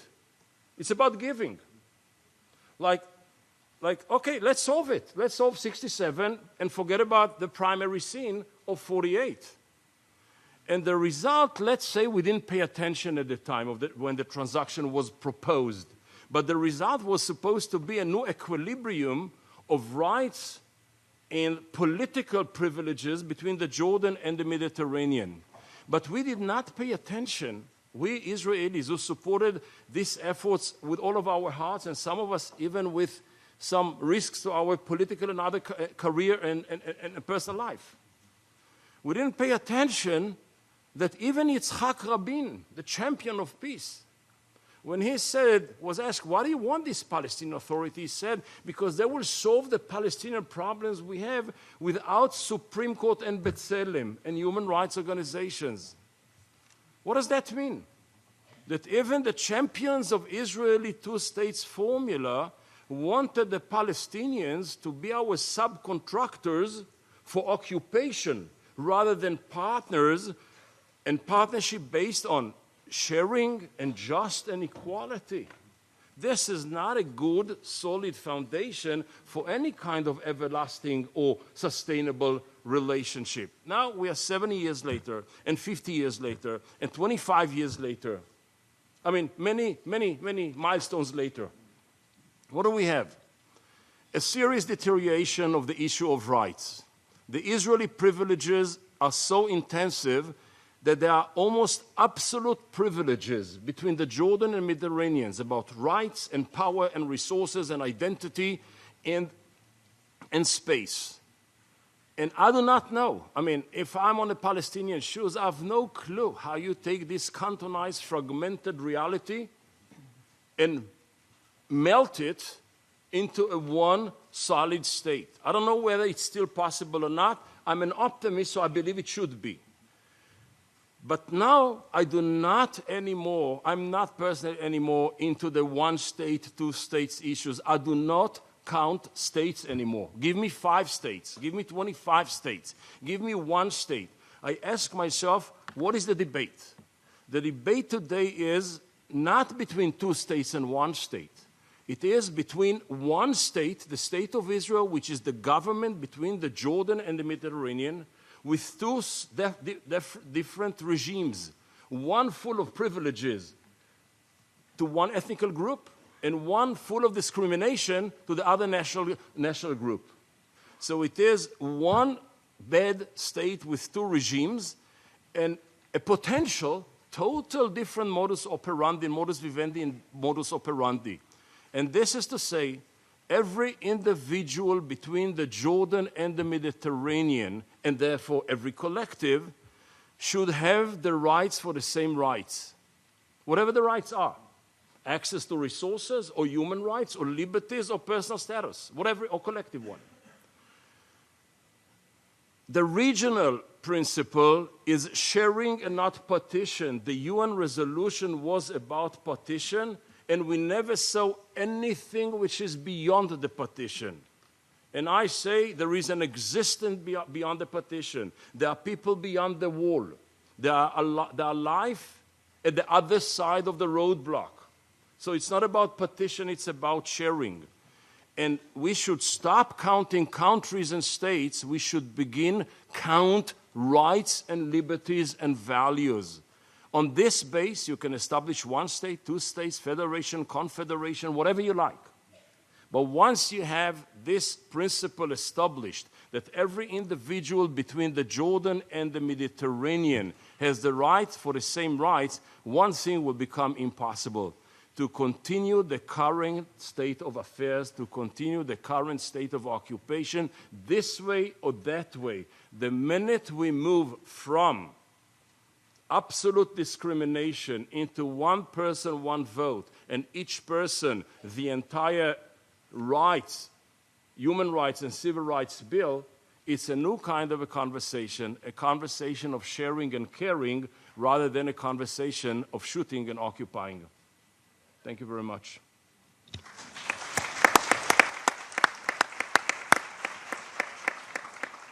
Avraham, the perspective you present us poses so many challenges that I know we're going to return to in the questions and answers about colonial situations, about nationalism and moving beyond it. But before we move on, I do wish to salute you, how quickly you and a group of Israel Prize winners came together to publish your views about the violence this week in Gaza, for which we all rose in a moment of silence, that you wish to separate Israelis of conscience from the actions of the state that are unconscionable, is something that gives us all hope. I would like to now bring the conversation to Hanan Ashrawi, who's taken on the subtitle of our panel, which is not just what happened in 1948, but why does it matter? Hanan. Thank you. After such a rich course, or 3 courses of food for thought, I would like to say that probably what I said this morning is exactly why it matters. Exactly why it matters, because this is not an incident in history. This is not just a station that happened in 1947, 48, and so on. But this is an ongoing process that is coming to full fruition, so to speak, and with all its different components put together. Because when we talked about the component of ideology, when we talked about the component of religion, a component of supremacy, a component of militarism, of actually ethnically cleansing and eradicating a whole culture, a whole country, a whole nation, so to speak, and to replace it with another. This has rendered any kind of solution, as Ilan said, impossible if it doesn't take into account all these facts, because the initial motives and the initial myths, and in many of the books I've read, Israel has constantly relied on myths and has constantly relied on disinformation, starting with the myth of a people without a land for a land without a people for a people without a land. So from the beginning, there was a total dismissal of the presence of a whole nation on Palestinian land. And quite a few people still believe that, or they made the desert bloom, for example. Yeah, I like your garden, I can plant better roses, so I'm going to take it. You know, things like that. That attempts at rendering the Palestinians invisible, so to speak. These are ongoing now. And attempts at justifying what's happening to the Palestinians in relation to the fact that there is a special people who have exclusivity. This is the problem. Exclusivity over victimization and suffering. No other nation or people can claim victimization or suffering, because the horror of the Holocaust negates the suffering of anybody else, rather than saying it sensitizes people to other suffering. No, you cannot even try to compare. I mean, what you said probably will be headlines in Israel. You dared mention the Holocaust or the Nazis in relation to what Israelis did to Palestinians and so on, that there is a uniqueness. And it stems also from an extremist interpretation of biblical texts and exegesis, the idea of the chosen people. There are many who tell me that. The settlers, for example, not all of them, but some of them do tell us that openly. Of course we are the chosen people. Of course we have privilege. Of course we have exclusivity. Of course we are, a special. And of course this is the land given to us by the Bible. So it's not a negligible percentage. Let me interrupt you, if I may, because I'd like to press you further on the relevance and importance of history. You have been, if you like, one of the negotiators of Palestine, arguing for your political rights. History has a role in that, and it seems that there are, if you like, two ways in which, in the practical application of peacemaking, history is used. There are those, like Trump, who will argue that history is irrelevant, don't be tied down to it, move beyond history. Yes. And so there's the other school that says history is too important. I have an anecdote. I just had an email today. A number of us, I think, Ilan, you were interviewed, by Romed Weider, a Swiss documentary filmmaker, who just produced a film in French. It is called Et Israël fut. English, it's And There Was Israel. And he sent a message around to us all yesterday saying that the Embassy of Israel in Bern pressured Swiss TV to cancel the broadcast of this documentary on the 1948 and the creation of Israel, but that they ignored this and they broadcast anyway. But he noted that the French TV station Histoire submitted to the pressure and canceled the broadcast. And so he wrote in outrage. Silencing. But in a sense, it's almost too much respect for history, that one would be so concerned about a discussion of history in any way shaping the views of the public concerned with this question. So where we are, here we are between, is history irrelevant a la Trump? Or is history so important that you must stop documentaries being broadcast? You're asking me this question in the presence of all these historians, very distinguished historians, but I tell you, people who want to ignore or negate or render history silent, I consider this the refuge of the ignorant, frankly speaking. And I don't want to talk about Trump, but I see every reason why he doesn't want to deal with history or with books or with reality or with any intellectual pursuit. It is there. You can't blame him. That's who he is. The problem is that he has too much power. So, I don't take Trump's words on history and books and intellectual pursuits and deep knowledge as being serious, other than the fact that he has the power to impose his will on historical realities and conflicts, and thinking that by taking issues off the table, you simplify the situation of a real estate deal, which is exactly the opposite. He made it much more complicated and much less capable of being resolved, and of course excluded the US from any kind of role in that context. This is one. Two, it's also a habit. The neocons did it, and others are doing it, and Netanyahu is doing it. They are decontextualizing everything. It's like, Israel was created fully born from the head of Zeus or something. That's it, suddenly. How and why and at what expense and what existed before and what are the real issues involved in attempting to solve this. This should not be considered because every single Israeli official has been telling us, you are caught in history. You want to go back to history. Forget history. Let's look forward. Let's not look at the past. But if we don't understand the past, if we don't come to terms with the past, if we don't, and it's not history. To me, what's happening is ongoing. We are caught in a historical trap. And all the elements that Ilan has written about so well, Victor, that Avraham talked about, all these are still interacting and at work. And I think history is crucial. That's why Israel wants to silence any discussion of history. But in doing so, it is going back 3,000 years and selecting arbitrarily an era in Palestine in which there were Hebraic tribes, of course. Nobody denies that. But it doesn't give you the license to recreate the world the way it was 3,000 years ago on the basis of a religious text. This is the danger of biblical, religious literalism and extremism and fundamentalism, which I was talking about.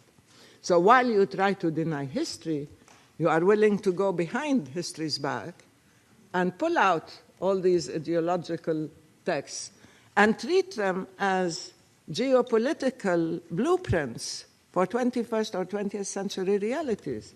That's the problem, not history, the absence of, the lack of coming to grips, the attempts at silencing the historical narrative, and the attempt at reviving only myths, the myth of the land without a people and making the desert bloom, and reviving absolutism and ideological supremacy and superiority, have led to something like, you have to insist the Palestinians have to accept Israel as a exclusively Jewish state. Therefore, to qualify, you have to become a Zionist. Really. So here we are now, this interplay that attempts to jump over history and deal with a decontextualized reality while getting mired in all these religious texts that would guarantee a non-solution. Because I think, the evangelicals in the US are just as guilty. Some of them told me, you have no business existing, you Palestinians, because you are standing in the way of the fulfillment of the prophecy. I said, it doesn't sound very Christian to advocate genocide, Where are we going to go? We're going to disappear.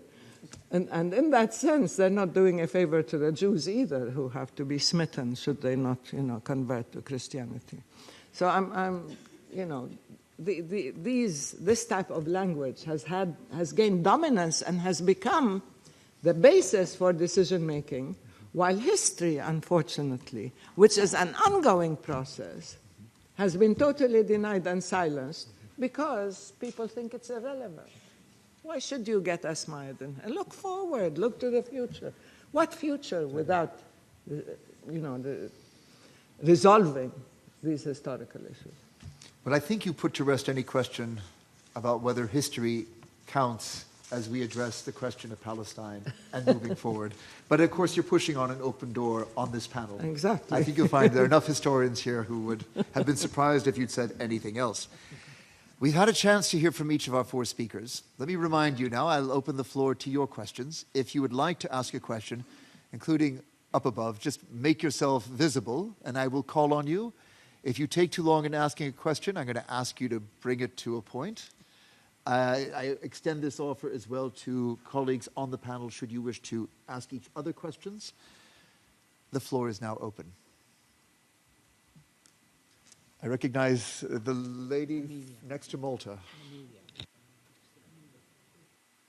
From Namibia, please. Thank you, Mr. Chairperson. I'm from Namibia.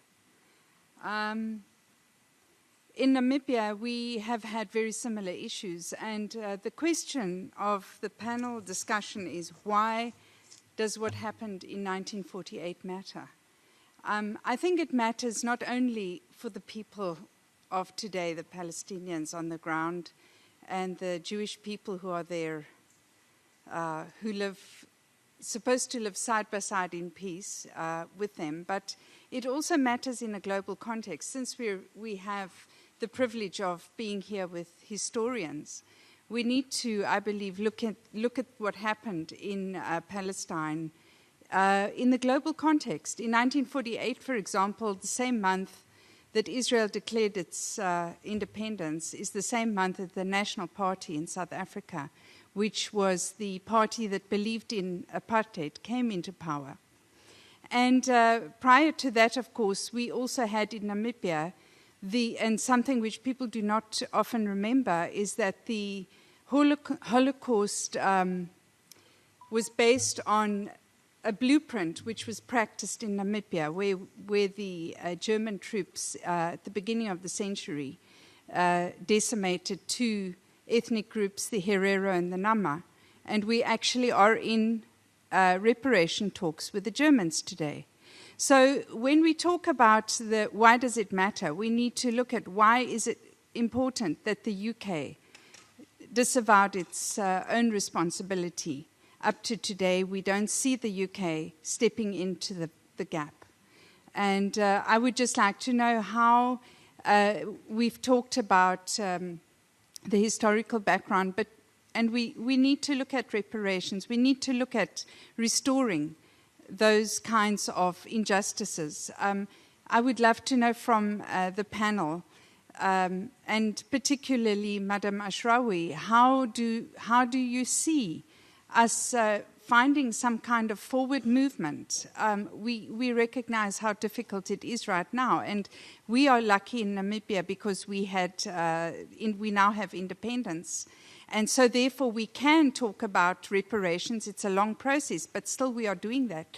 But how do we see a return? How do we see a way forward for the land question in Palestine?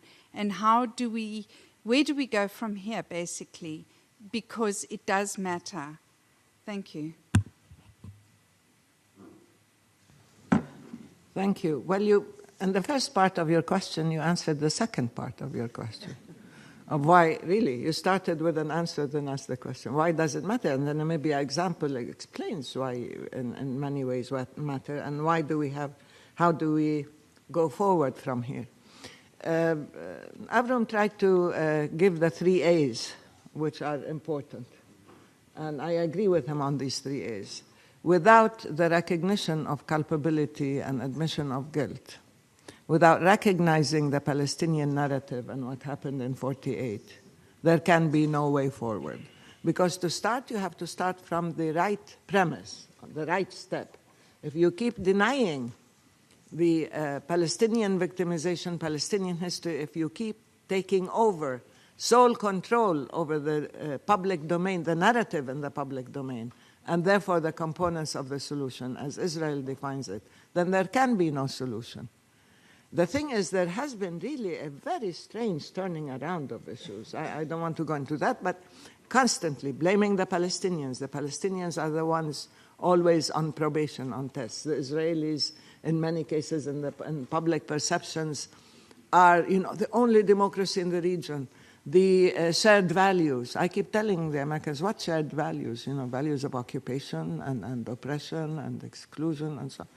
So there has been a false narrative now and perceptions that really are forming a barrier to any solution. They're forming a barrier to any understanding of the forces and powers and motivations behind the actions, contemporary actions. So how do we go forward? You have to start with the recognition of the Palestinian narrative, with the pain of the Palestinian refugees. For years now, before the new historians, the refugees were people who just left at the behest of the Arab countries. So they woke up one morning, said, we're going on a sort of tourist tour of the Arab world. That's not it. The real narrative of the refugees is just coming out, frankly speaking. It started in the 80s with Ilan and his group, and is now being known, even though Benny Morris now says had they completed the ethnic cleansing, they wouldn't have had a problem with the Palestinians. But to move forward, you need the propulsion of understanding all these forces, and you need to get rid of all these distractions, including the false narratives, of course, including these partial, fragmented, functional, petty solutions that are constantly being offered us, because we as a weaker party have to accept the pittance, have to accept anything that is given, and consider it an act of generosity.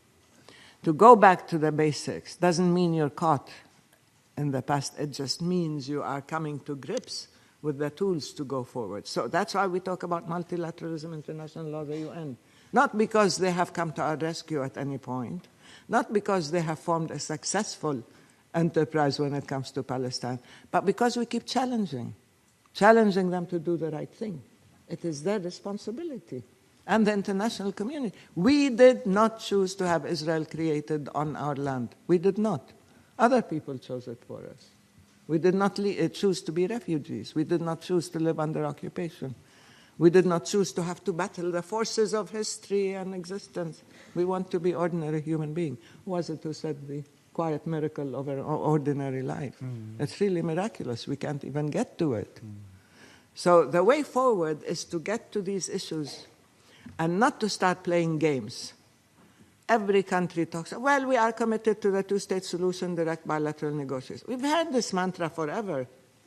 That's why we're here. Think outside the box. Think creatively. And just talking about rights is not going to get us anywhere. How do you translate that into an effective program, a plan of action on the ground? How do you begin? How do you remove the occupation? I don't think you can go anywhere without removing the occupation and without dismantling settlements. Start talking about that. The real issues that can be done, and we can talk about the narrative, and we can talk about reparations, and we can talk about return, and we can talk about other things, but without really coming to grips with these and hiding behind words and formulae and this constant mantra, I tell you, we're not going to get anywhere, and the Palestinians are paying the price in the short run. But ultimately, in the long run, this current dynamic will bring about really the demise of Israel. And I'm not talking just about demography, because I never subscribe to the issue of, exclusivity or the, as I said, the race between the Palestinian woman's womb and the Jewish woman's womb. It doesn't matter. It's not demography. it's a question of equal rights. I have also comments from Avraham Burg and from Victor Kattan. Avraham? They ask why the deliberations at the UN are so long. And the answer is because everything was already said, but not by everyone. So I would like, with your permission, to repeat word by word what Hanan said, but differently, okay? First, for the previous very interesting intellectual debate about Trump's concept of history, which looks like this book is being written nowadays, I will quote something from my my late father, who was quite a smart man, who used to say that history is the politics of the past and politics is the history of the future. And we are somewhere now in between politics and history, and every action is very political, and every action is at the same time very historical. So we should look at it with these two prisms. I would say about your question, which is the Namibia, the Southwest Africa, or whatever, any other precedent of moving from atrocity to conciliation. It's not yet about reconciliation because we did not have the first stage, so to say. I will say as follows. First, yes, we are in a very almost stupid competition of traumas.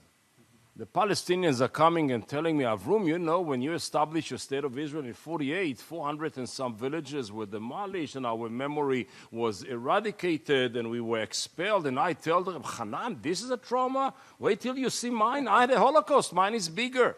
And all of a sudden, it is not as if I listen to her pains. It is not as if I try to contain or to understand or to do something. It's about a competition. So the first stage is to recognize psychopolitics before politics. Psychopolitics means I do not want and I cannot and I should not annihilate the emotions and the feelings and the memories of the other side. At the same time, none of us in the practical facts on the ground policy should develop any kind of policy that corrects yesterday wrongs by creating new wrongs for tomorrow. So in between memory and correcting the wrongs, we have to develop something else. And now I'd like to respond to Hanan's challenge of go out of the box. I know that today going out of the box is very much in the box, okay? Because everybody's going out of the box. But I try to walk a little bit out of it. For me, not anymore. Not anymore. It is all of us automatically versus all of them. This is not a case anymore. For me, it is some of us and some of them versus some of us and some of them. All of us who are fully committed to humanism, universalism, democracy, human rights, equality, are my partners. They are part of my coalition. And all of those who oppose it because of nationalistic reasons, religious fundamentalist one, or just being stupid, they are my enemies. These enemies might be part of my ethnical group, might be my cousins, and they are, might be some others, and there are many of them, but this is not anymore my automatic partition line. For me, it is not anymore all of us Israelis versus all of them Palestinians, let's fight. It is Hanan and myself, and Yossi and others versus some of us and some of them. So this is a different kind of coalition. This is a different kind of grouping and configuration that later, from this conceptual level, might lead to a different kind of a political arrangement. Didn't we try that before, Avraham? Let me just remind Avraham that we started talking about this before going to Madrid, before the peace process, in the 80s. Remember, listen, you are a young person. Your memory is fantastic. I'm old and fading, and I don't know what you're talking about. We're the same generation. Listen, I'll tell you. had what was it? Not Mashov group, and we started discussing common values. We are allies. We're going to. You don't want me to do you what I did to you at the CNN once, kissed you in public, right? but I put it like this. I mean, I agree with you. Sometimes inventing a wheel is a difficult job. Stealing a car is much easier, okay? And I offer us a car, okay, with 4 wheels and drives. And this is the car of rights. One last comment. You asked a very fruitful question from Victor Kattan. Thank you. The lady mentioned Namibia and also the issue of reparations. And I think there are perhaps lessons that might be relevant to the current situation amongst Israelis and Palestinians. But of course, Namibia consistently challenged apartheid South Africa at the United Nations, at the International Court of Justice, at least 5 times, for instance. In the case of the Palestinians, they've only gone to the ICJ once, although they've also joined the International Criminal Court. And I think there's a certain solidarity amongst African states during the Cold War. It's not so clear to me this is the case amongst some Arab states today. But interesting you spoke of reparations or compensation. This is an issue that I don't know if the Palestinians have raised, for instance, with the UK, which they could perhaps, because when Britain left the mandate in 1948, they left with a budget surplus, and only one of the states in the UN partition plan got that budget. The other issue is abandoned property. My understanding is the government of Israel has never said no to compensation for property, and that would be, of course, in addition to compensation for suffering of refugees, etc. So I think there are issues that are relevant to the Palestinian case, but it's not clear to me that it's been raised by the Palestinian side.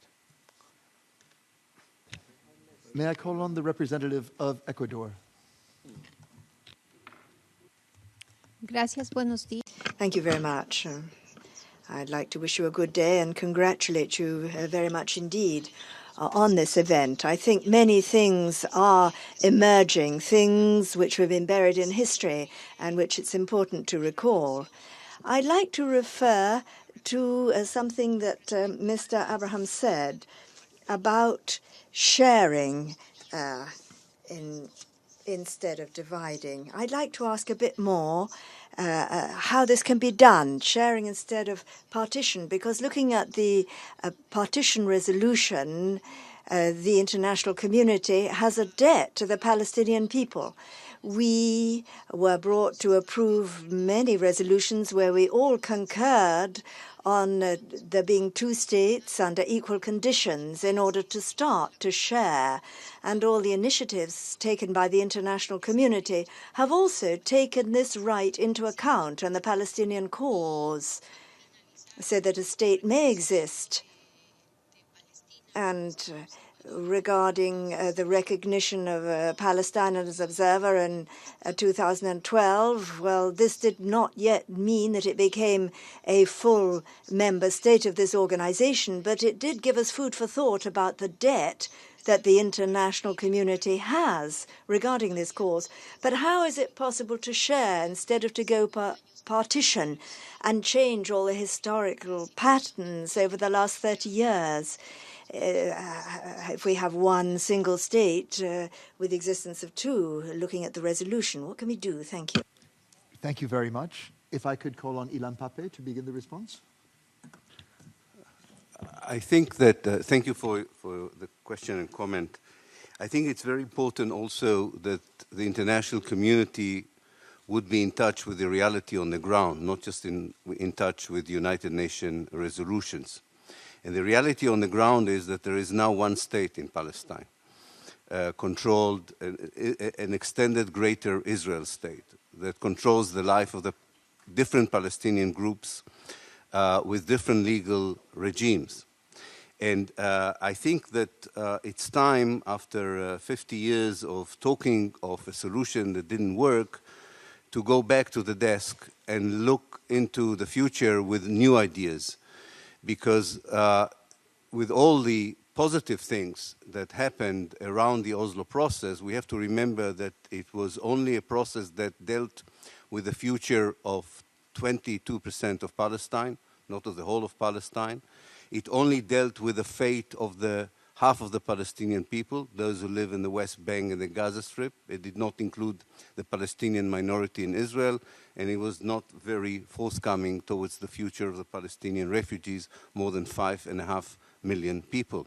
So I think that sometimes when an old idea is not working, trying to put life into it again and again may not be the right way, and it's time to think about a new idea. We have to remember that half of the population of the Palestinians are under 18.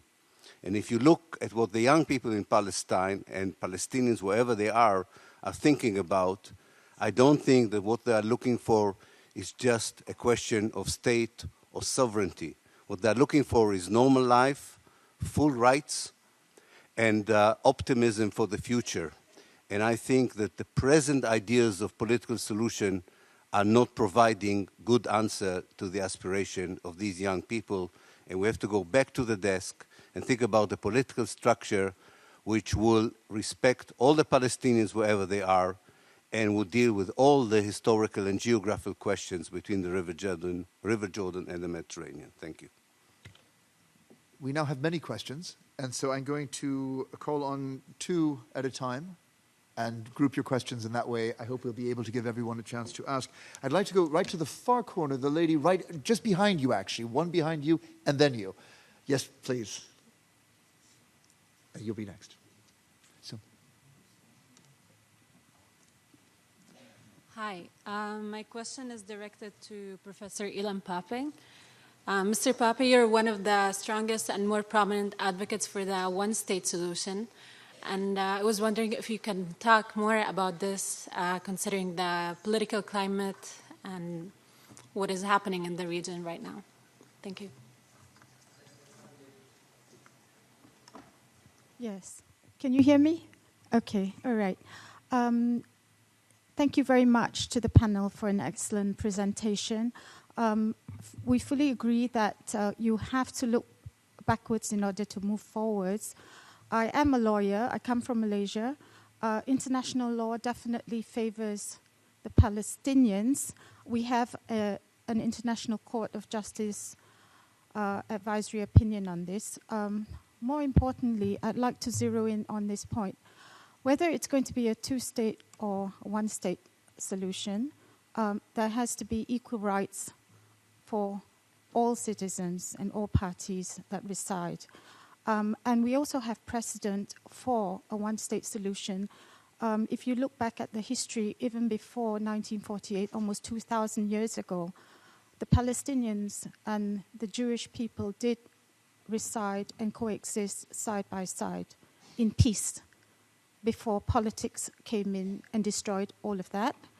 I'd like the panel's, opinion about that, and whether there can be some form of coexistence.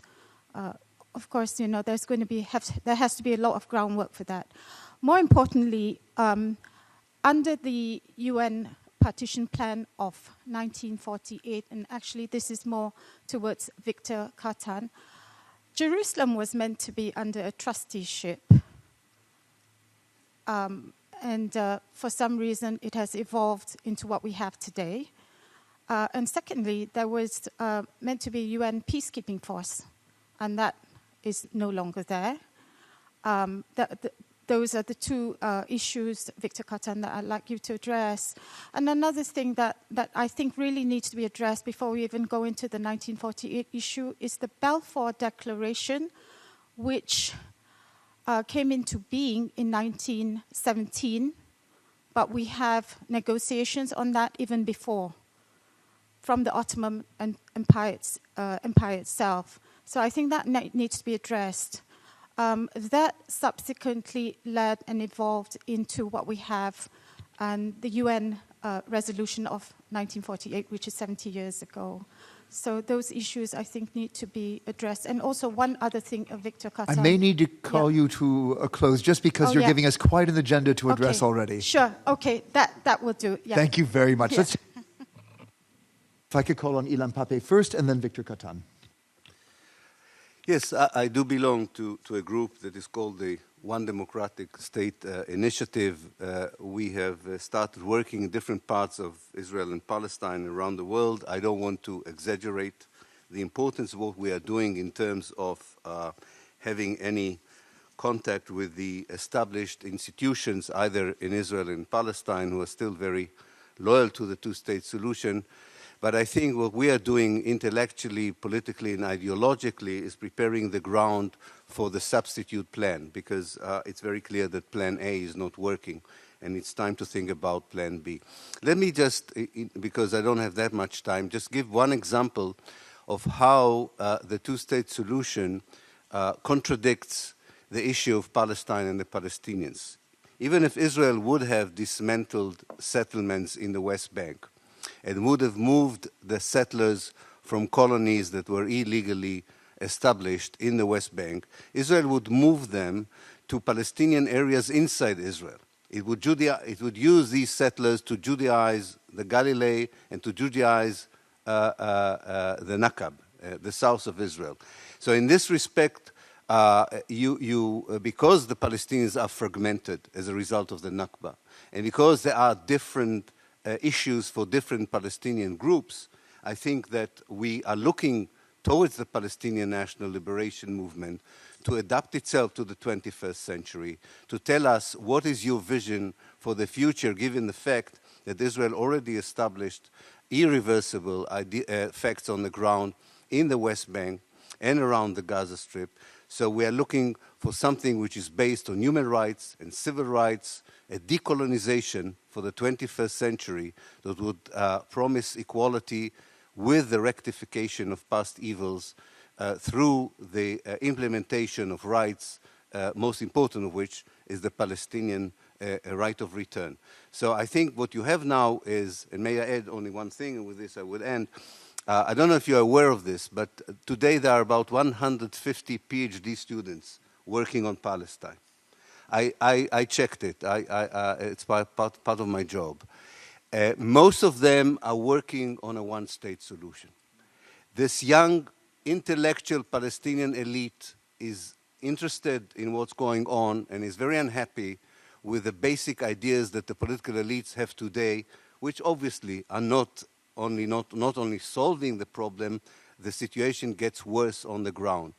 And these are serious works, and once the politicians would admit that the two-state solution is dead and will bring back the body to the morgue instead of trying to put life into it, and we will all have the nice funeral and think about a different kind of a solution. Thank you.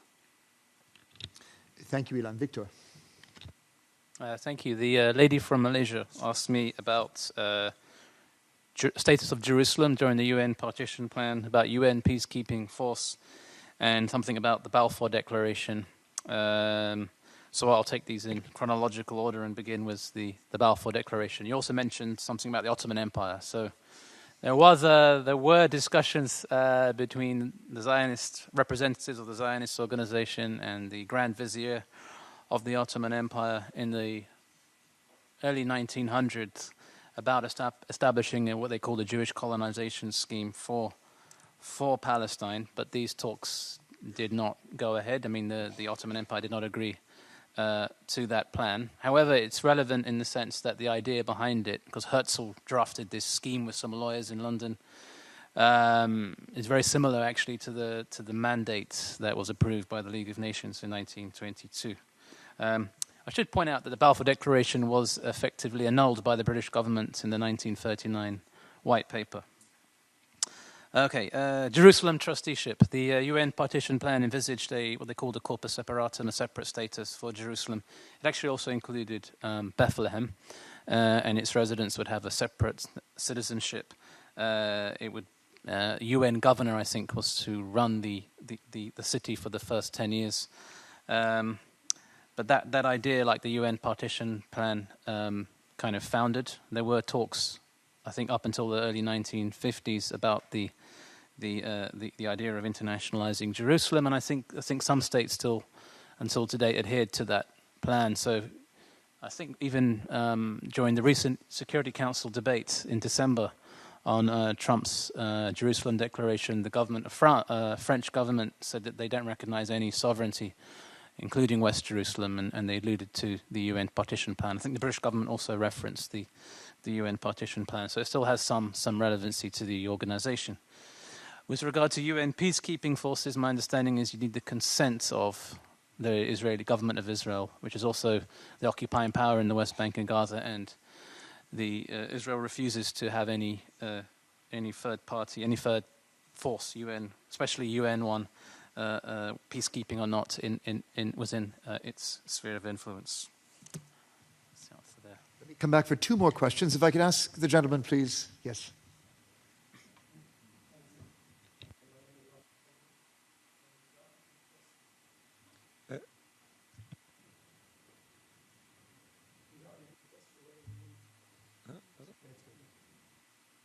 Regarding the question whether we need history, we need to remember history. Well, I'm sure it's obvious for everyone that we need history just to understand and to start to address all what is happening and to have any path to a solution.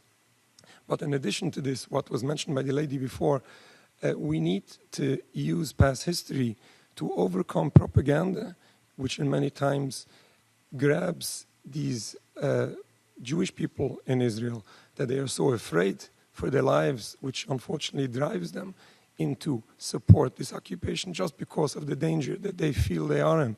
Once they would understand, remember the history, that we did live together, we did live in peace, there are options of living in peace without conflict. That will help people overcome this propaganda. But coming to my question is what Dr. Ashrawi mentioned before about religious radicalism, which is a serious issue. And maybe this is the obligation of Jewish people to combat with remembering. And again, coming back to history, we have to remember that the Jewish religious leadership in Palestine opposed the establishment of the State of Israel. But I take this on myself that we need to challenge this. But my question is, when we find politicians, secular politicians, and even in this organization standing up Israeli representatives, secular politicians using or misusing religion, which really doesn't come into their politics. And what happens at the end of the day is putting pressure on other people not to dare to fight God. How can we overcome this hypocrisy? And the representative of the Norwegian Refugee Council.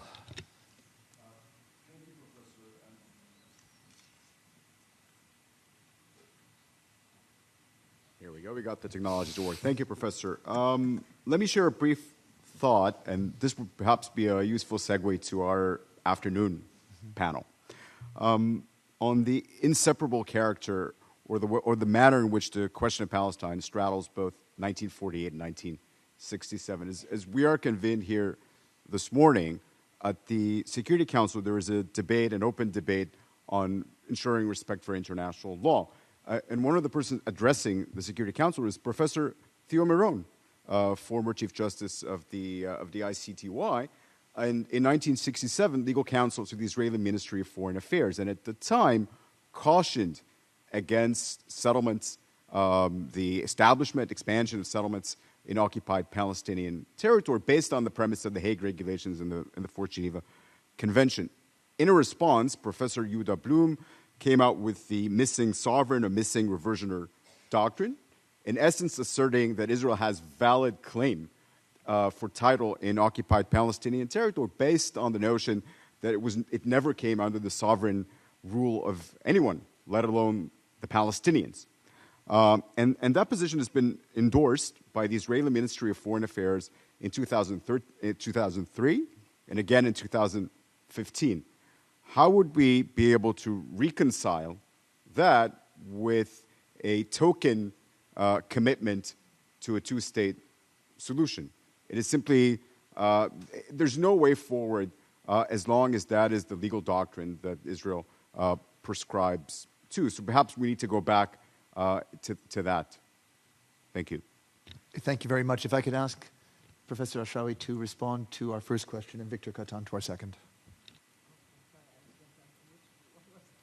It's about religion and intolerance being used as a justification. Oh, that's right. This is something I try to allude to all the time. The fact is, religion is a very convenient vehicle in the service of politics, in the service of contemporary political decision-making. You can use it selectively, you can use it at will, you can use it to buttress your own arguments. It doesn't mean necessarily that you are religious or you believe in it. So I'm not surprised at all that secular political leaders are using the Bible as a basis, because they know that this is a relationship of functionality. It may be very useful for them at a certain point, and they could drop it at other points. And I don't claim it's up to the people who believe that they do have the religious interpretation and place religion in its proper place and context, who have to challenge this misuse and abuse of religion. But you are right, I said this all the time. Fundamentalism and literalism and absolutism are all issues that prevent any type of solution. And they give you absolute right, and they give you the right to brand the other as being absolutely wrong. And therefore you claim divine dispensation, you claim a divine blessing to whatever you do. And I think nowhere in the world, as much as in Palestine, has religion been used and abused in such a way to justify injustices and cruelties and superimposing realities, contemporary realities based on religion. So if your God gives you separate instructions on how to reorganize the world, it means that definitely different gods will come to a clash. And that's something I don't think we've seen many gods to do after the gods of Olympus. Thank you. Thank you. Victor?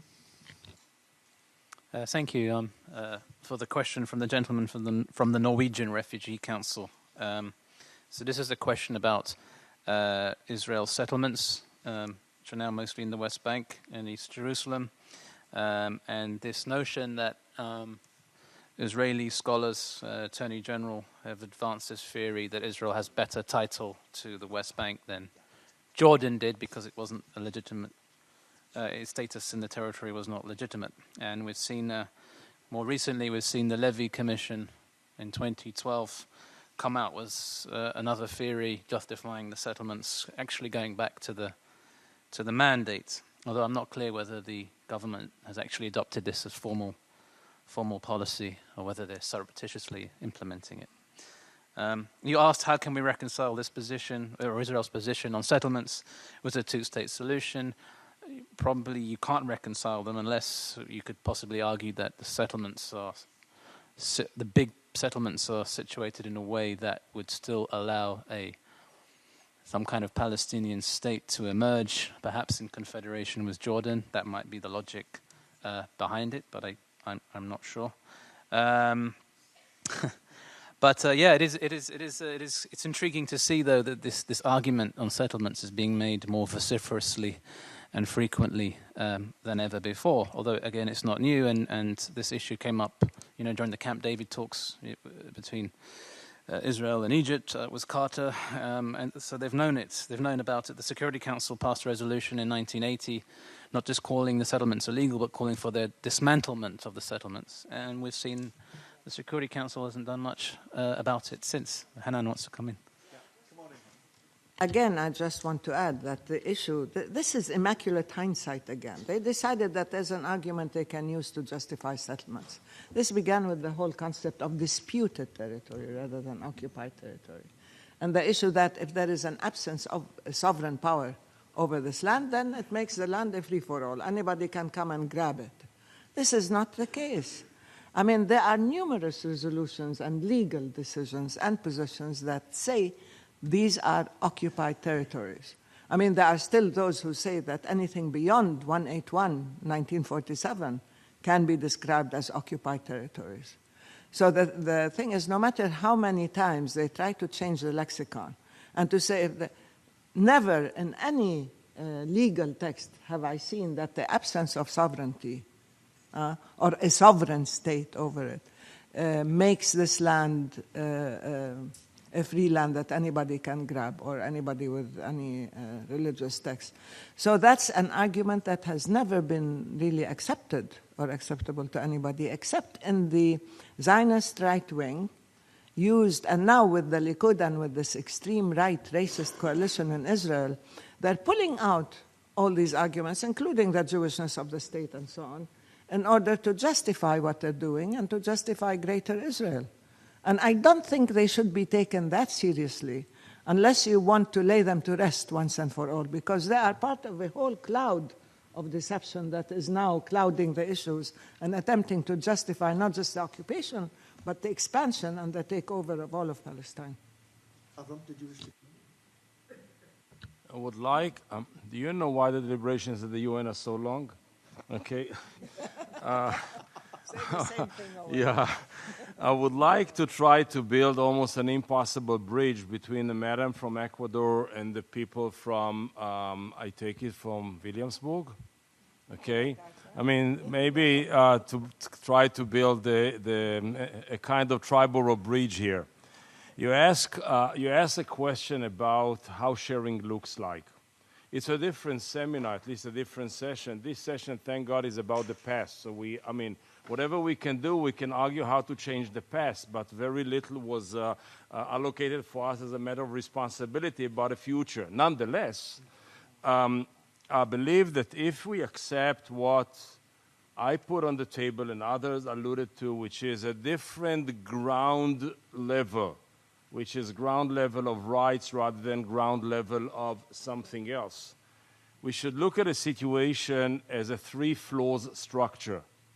The first ground, the ground floor, is the ground of rights, constitutional one. The mezzanine one is the one in which the Palestinians will have their own self-definition, be it a state, be it whatever they want to define themselves is. And next door to it, like a kind of cohabitation, will be the Israeli self-definition.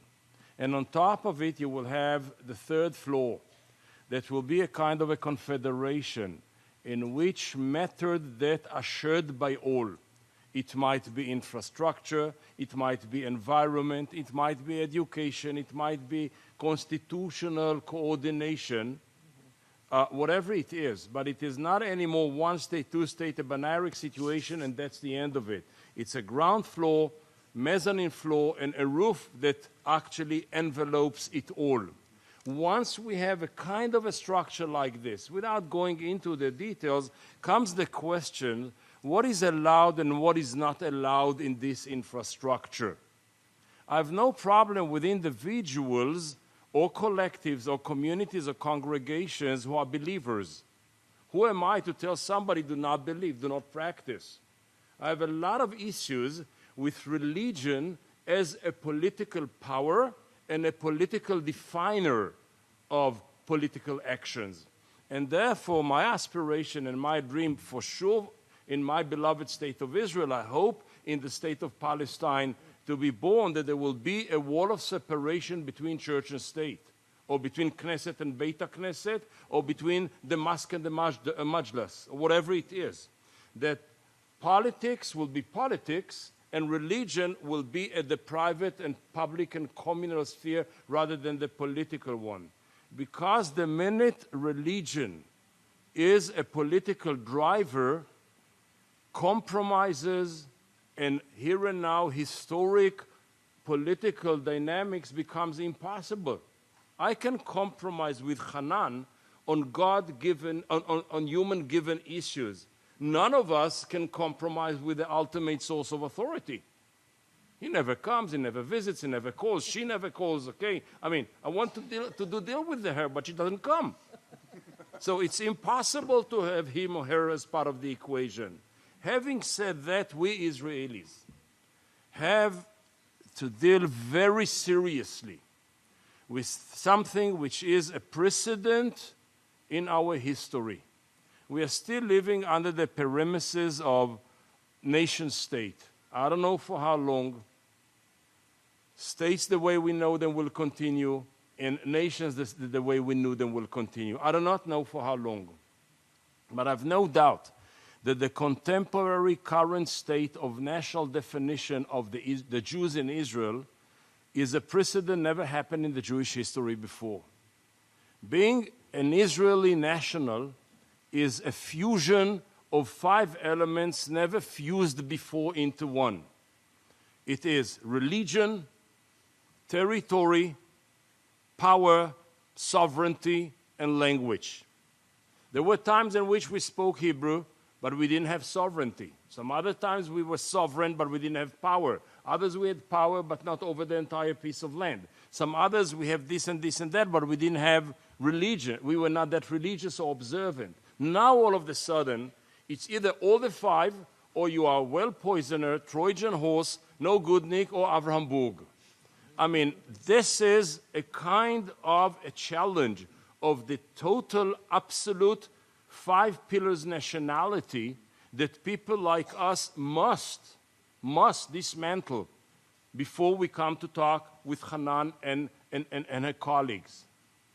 I take it as some issues of the Palestinian definition to be addressed by the Palestinians, but this is never should be my responsibility. I should be responsible as much as I can for my colleagues, for my spheres, for my arena, and then come and extend my hand and say, Hanan, let's talk about it. But if you take your question of what to share, it's the structure and the place of religion in the political dialogue is something very important, A, to recognize, then to remove. Thank you very much. We have 5 questions left. Wow. We have about 14 minutes. What I propose to do is ask those of you who have already indicated you wish to ask a question to make your questions. I'm going to call on my colleagues on the panel to take good notes. And I'm going to call on all of you to be brief so we can honor the timetable we've been set. If I could begin with the gentleman in the balcony, I believe from Senegal, but I can't read from here, to get us started, please. Merci, Monsieur le Président. Thank you very much, Mr. Chairman.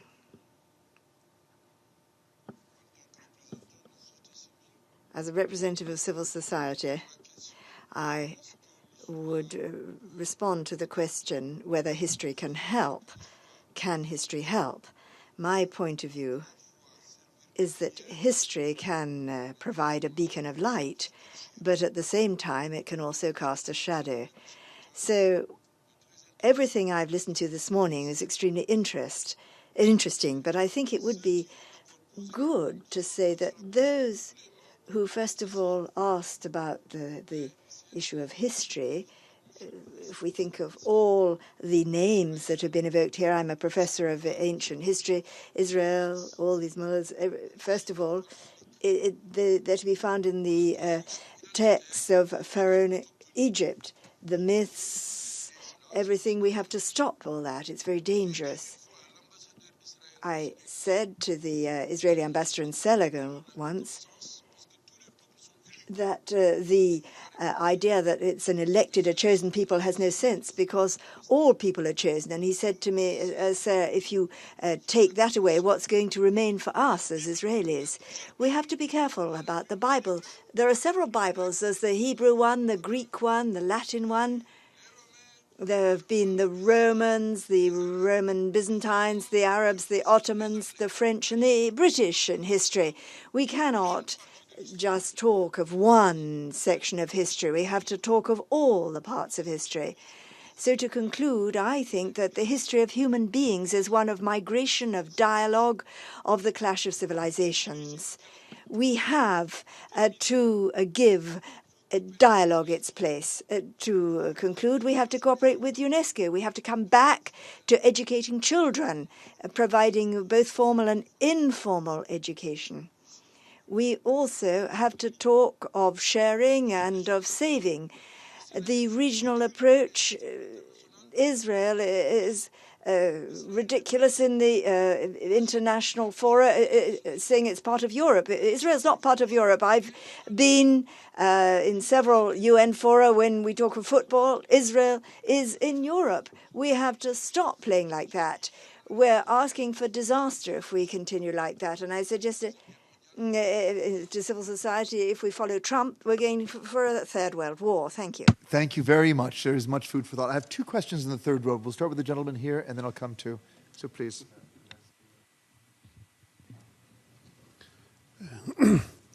I would like to thank the panelists for their rich presentations. And I have questions. One question is to Mr. Burg. Are you concerned about the future of your people? For a long term, I mean, because I think Israel, they have one strategy is how to stay as a superpower as long as they can. And the main element they depend on is the power and force. And this doesn't work in history. Another issue is why you think, all of you think that Israel will step back and change its policy if the occupation doesn't become costly. They are, pillaging only from West Bank around $8 billion directly a year from natural resources, from the minerals and Dead Sea to magnetic space to everything like that, water and everything. And I think all of the Israeli people, they are benefiting and the privileging, from this situation. And because of that, they are ready to support Netanyahu because nothing changed. The third one is about the international law. International law, it's not a Palestinian invention. And here the question is, I think Palestine is a test for the principles of international law. And it has to concern everybody over the world, and mainly the international community, mainly this place. The other thing is Israel policies impacted and affected, I think, beyond Palestine. These days in Europe, and it was mentioned here, in Europe, those they are supporting Israel blindly. They are now trying to close even the democratic space before the people, mainly in Europe, in the United States, those they go after, those calling for the justice for Palestinians. This is an issue that has to concern everybody. And I think it's a time for actions. Why Israel, they have to step back if they are benefiting from everything and taking everything, and they are not paying any price of their crimes? Thank you. Thank you very much. And then, do you still wish to ask a question? It's too huge a question to answer in 5 minutes. But I'd like to, Darwinism certainly works in the evolution of Hanan Ashrawi as the voice of her people.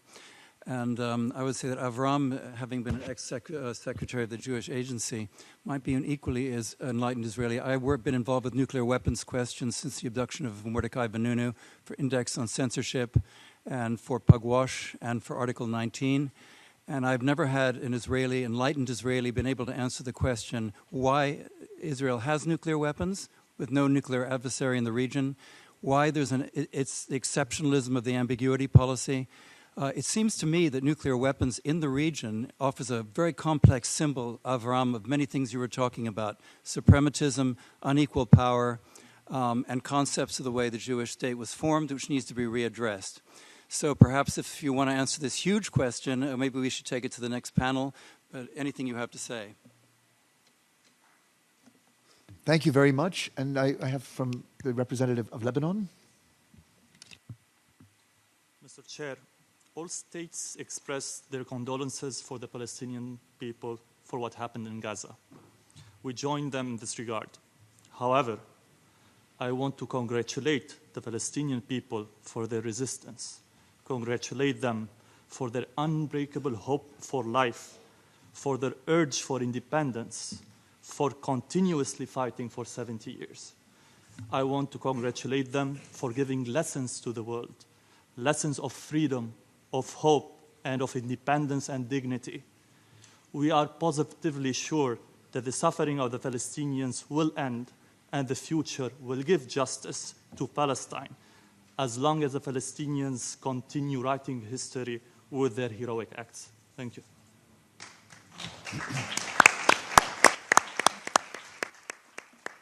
Thank you very much. And appropriately, the last question will be for the representative of Palestine. Thank you. Actually, it's not a question. Let me just... Nor is there time for a speech. Well, I'll try to be as brief as I can. First of all, we are grateful for organizing this event, and we extend our gratitude to the Committee on the Exercise of the Inalienable Rights for doing so, for the division that made it possible, and for all the guests and the panelists who are with us. Of course, this panel is extremely impressive, and we are very grateful, and we thank you for sharing your thoughts with us. before I make my main comment, let me just also acknowledge the fact that the Foreign Minister of Indonesia is with us, and we thank her very much for being so kind to be with us in this panel. We thank you very much, and we welcome you. And I'm sure that after the end of this panel, that Dr. Hanan Ashrawi would like also to greet you, and you would like to do the same thing, I understand. Now, of course, you know, the United Nations is living up to its reputation. With regard to the Palestine question, that issue was not ever, as Hanan Ashrawi said, was left to the Palestinian people. Every person in all corners of the globe was always involved in our issue, whether at the United Nations, whether in panels, whether in seminars, in discussions. So we're living up to that reputation, and we continue to do so, and we are not afraid of it. We welcome it because we are transparent. There is nothing that we have to hide. And of course, the UN was involved in our issue from the beginning, and that's why we say the UN has to continue being involved in our issue until it is resolved from all of its aspects. Now, for us, you know, I love, you know, the writings of Ilan Pappé. I am one of his admirers, and also I love his books, and he is a legend in terms of being so courageous and principled in terms of talking about ethnic cleansing, particularly in 1948. And also I respect that although that this panel is supposed to be a panel talking about history, but few of you venture into the future and what program we should have. Alan Pappé was one of them, and also to a certain extent, my good friend Avraham Burg also tried to allude to some ideas of what should be done in the future. On the ground in the Middle East, the balance of forces is tipped way against us. At the United Nations, which is the house of international law, the balance of forces is not tipped against us. This is one of the strongest cards that we have. If I have almost global consensus in ending the occupation, if I have global consensus on the two-state solution, and when Guterres said there is no plan B to the two-state solution, and if I have global consensus on the illegality of settlements and need to be stopped, why should I throw all this thing away and venture into a new concept of a one-state solution? Although this idea is being discussed among the Palestinians, but I believe that the Palestinians should be respected, that if they decide at a given moment to change their platform from a two-state solution, which the essence of it ending occupation, then I think people should respect whatever new platform that we adopt. In the past, we wanted, you know, to liberate all of Palestine. In the past, we wanted to have a democratic state in Palestine for the two people. And since 1973, we became the champions of the two-state solution. So therefore, I believe that should be respected until we decide, the Palestinian people, of a different political platform. But let me just say, if I could ask with the greatest brevity, I am so sorry, but we're about to lose our translators. I have only less than 1 minute. I believe there will never be equality between us and the Israelis, and the examples of the 1.7 million Palestinian Israelis for 70 years, they are still struggling for equality. If that is the model that we should look for, I don't think that this is an attractive model. But if we put an end to occupation and establish a Palestinian state, even if it is in 22% of the land, we will open doors for a possible equality, reconciliation, and a different relationship between us and the Israelis in the state of Israel. Anything short of putting an end to occupation, I believe it's a wonderful ideas, but will not have legs to stand on. Sorry for being long. No, but I thank you so much. Let me first I begin. love Ilan Pappé, but Thank you know, you. I hate to disagree with him, but on this point, you know, It is permitted. As Among friends, friends we here. have different point of views. It is now 1 o'clock, and I say that just because we are about to lose the services of our translators. And before they depart, I think we all recognize how deeply indebted we are to the professionalism that they bring to our deliberations, without which this forum would not work. So please join me in a round of applause for our translators. I, of course, flatter our translators in the hope that they will give us 3 minutes of extension, because I would very much like to recognize Her Excellency, the Foreign Minister of Indonesia. And if we could please have just 1 more minute of your work, translators, I'd be most grateful. Please. To be very brief, I just want to mention that my presence here today is to show how strong Indonesia's support is to the cause of Palestinians.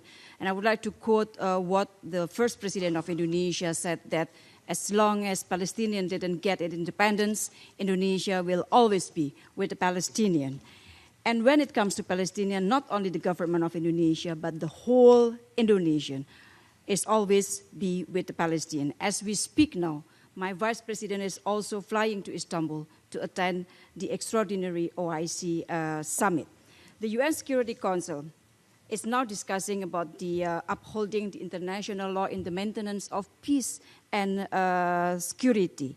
So why international law is very important? Because it is to protect the weak from the mighty takes all approach. And it is also important to attain justice and equality.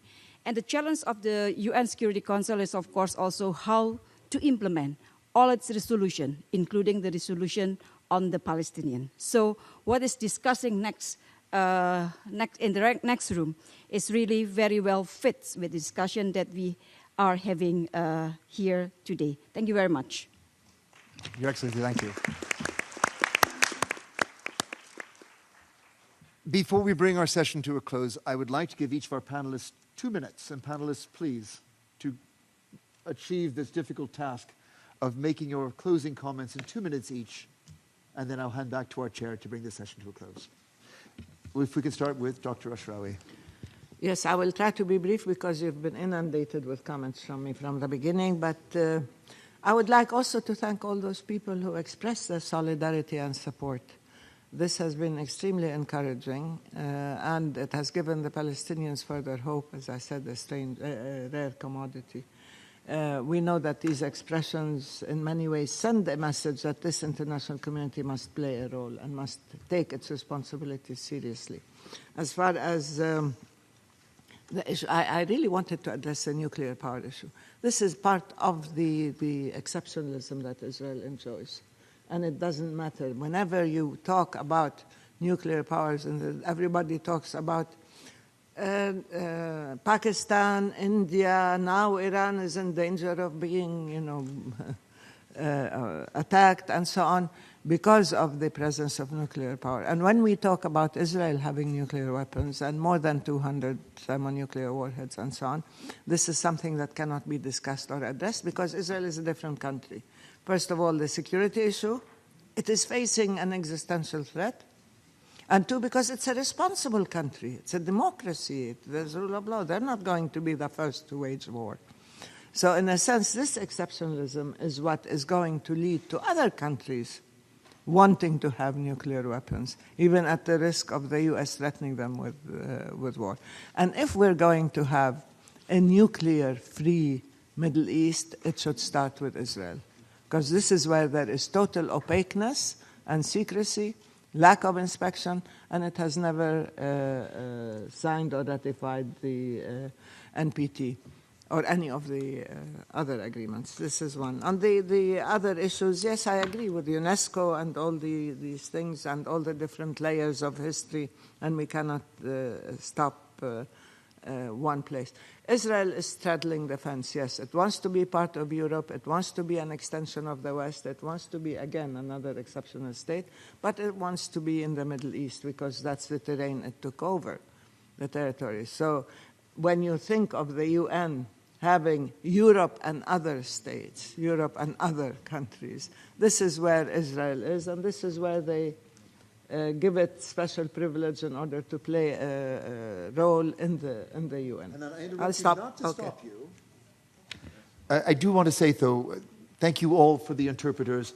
I think we'll take the last of the comments without interpretation. We're going well beyond our time, and I don't want to stop the flow of these ideas, but nor do I want to cut into your time. Thank you so much, all of you, for all of your help. But we'll continue now without interpretation. It's been expressed that if the occupation is not only not costly but profitable, why should Israel stop? Now, it is not just profitable economically, as you said, the 8 billion and so on. It is also profitable in terms of territory, in terms of expansionism, in terms of amassing of power, in terms of impunity. The occupation has become a major source of benefit and privilege for Israel. And it seems to me, unless there is legal and economic and other forms of accountability, there's no reason for it to stop. As far as the one-state, two-state discussion is concerned, this has to be part of a larger, long discussion. To me, I agree with Riyadh on the issue of ending the occupation. I do not want to continue to live under occupation. They have destroyed my life, my daughter's lives, my grandchildren. They interfere with every aspect of my life. What are the instruments available for me to protect myself while we wait for the one-state solution to take over? What's happening? How do you end the land theft? How do you end this systematic, deliberate cruelty exercised against us? How do you save the lives that are being killed every day, every day, every day? And I like the idea and the abstract of one state and equal rights and the whole edifice you've structured. Give me a map. How do we get there? How do we protect? I don't want to be under occupation. End it. Then let me think of different formulations. Then I can decide I want to be. But so long as we are enslaved, so long as we are under captivity, so long as we have no rights, how do you expect us to start even thinking of one state? When we asked for it in 1968-69, it was shut down immediately as being non-Zionist, anti-Zionist. Now we're talking about it. Yes, there are Palestinians who are running away from an impossible situation where they see no way out to saying, okay, one state, question of rights. But translate that. I have no objections to it into a force for the transformation of the current reality to rescue me from this slavery that we're living in, from this total vulnerability, and to rescue the land and the future. And I will talk about one state because I think it's wonderful to have an inclusive, tolerant state with equal rights. Avraham Burg.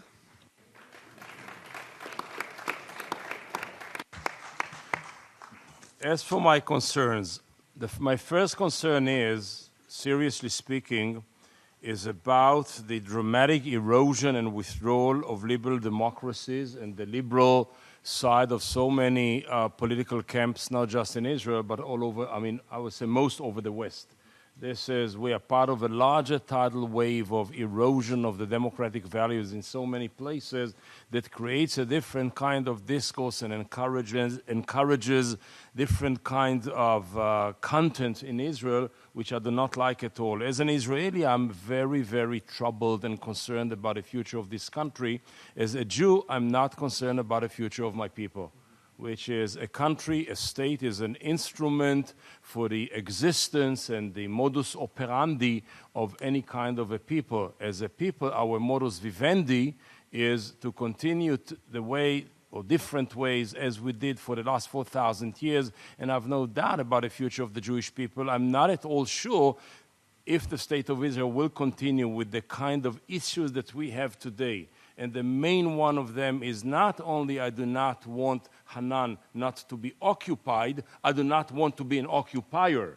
Because when you wake up in the morning and you are working in jail, both you and the prisoner are paying price in the currency of freedom. I do not want her. I want her to have total liberation and freedom as she deserves as a human being. And at the same time, I do not want to be the person who is actually responsible for the locks of the jail, so to say. So if Israel will continue the way it continues now, it will not be the state of dreams that my parents established only 70 years ago, and I'm very much concerned about it.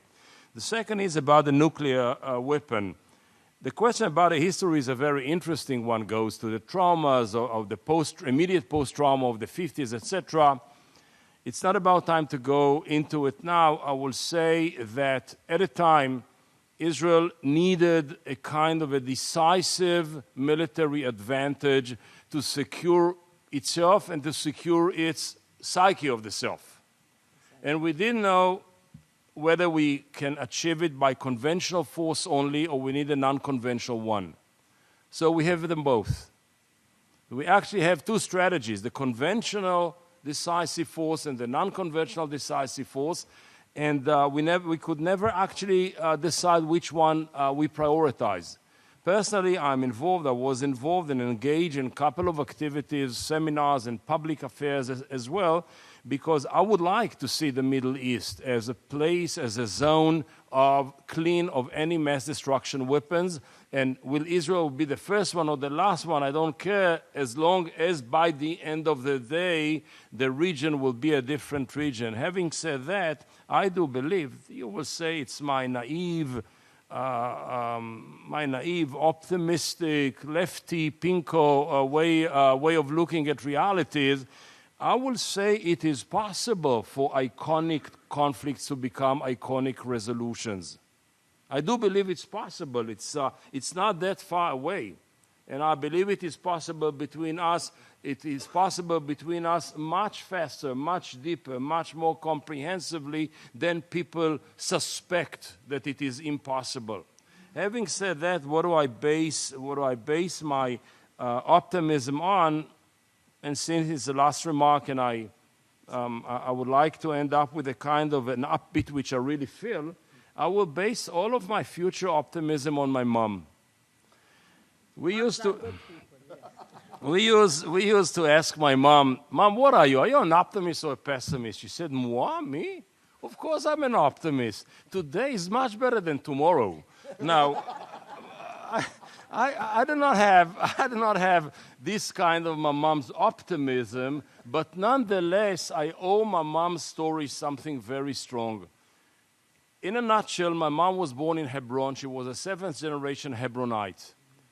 And in 29, which is the molding year of the conflict, there were a weekend during the summer of 29 in which there was a massacre all over the country.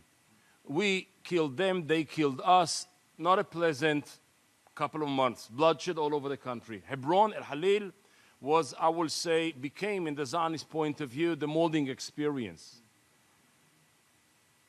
60-some Jews were slaughtered by the mobsters. All of those who came to my grandfather's place, the rabbi, were saved by the local landlord, and Abu Shaker. They risked their life, but local Palestinians, righteous among the nations, went out of the way against the tidal wave of mobsters and violence and threats for their own life. They almost amputated his leg, but he stood firm at the gate and saved my mom, and saved my grandpa, and saved my family. And in a very simple, almost simplistic way, this couple, Shaker and Abu Shaker, gave new life to my mom, and in a way, I have a Palestinian grandfather and grandmother. And if these two individuals saved my mom, I believe it is possible for people like us to save both nations. Thank you very much.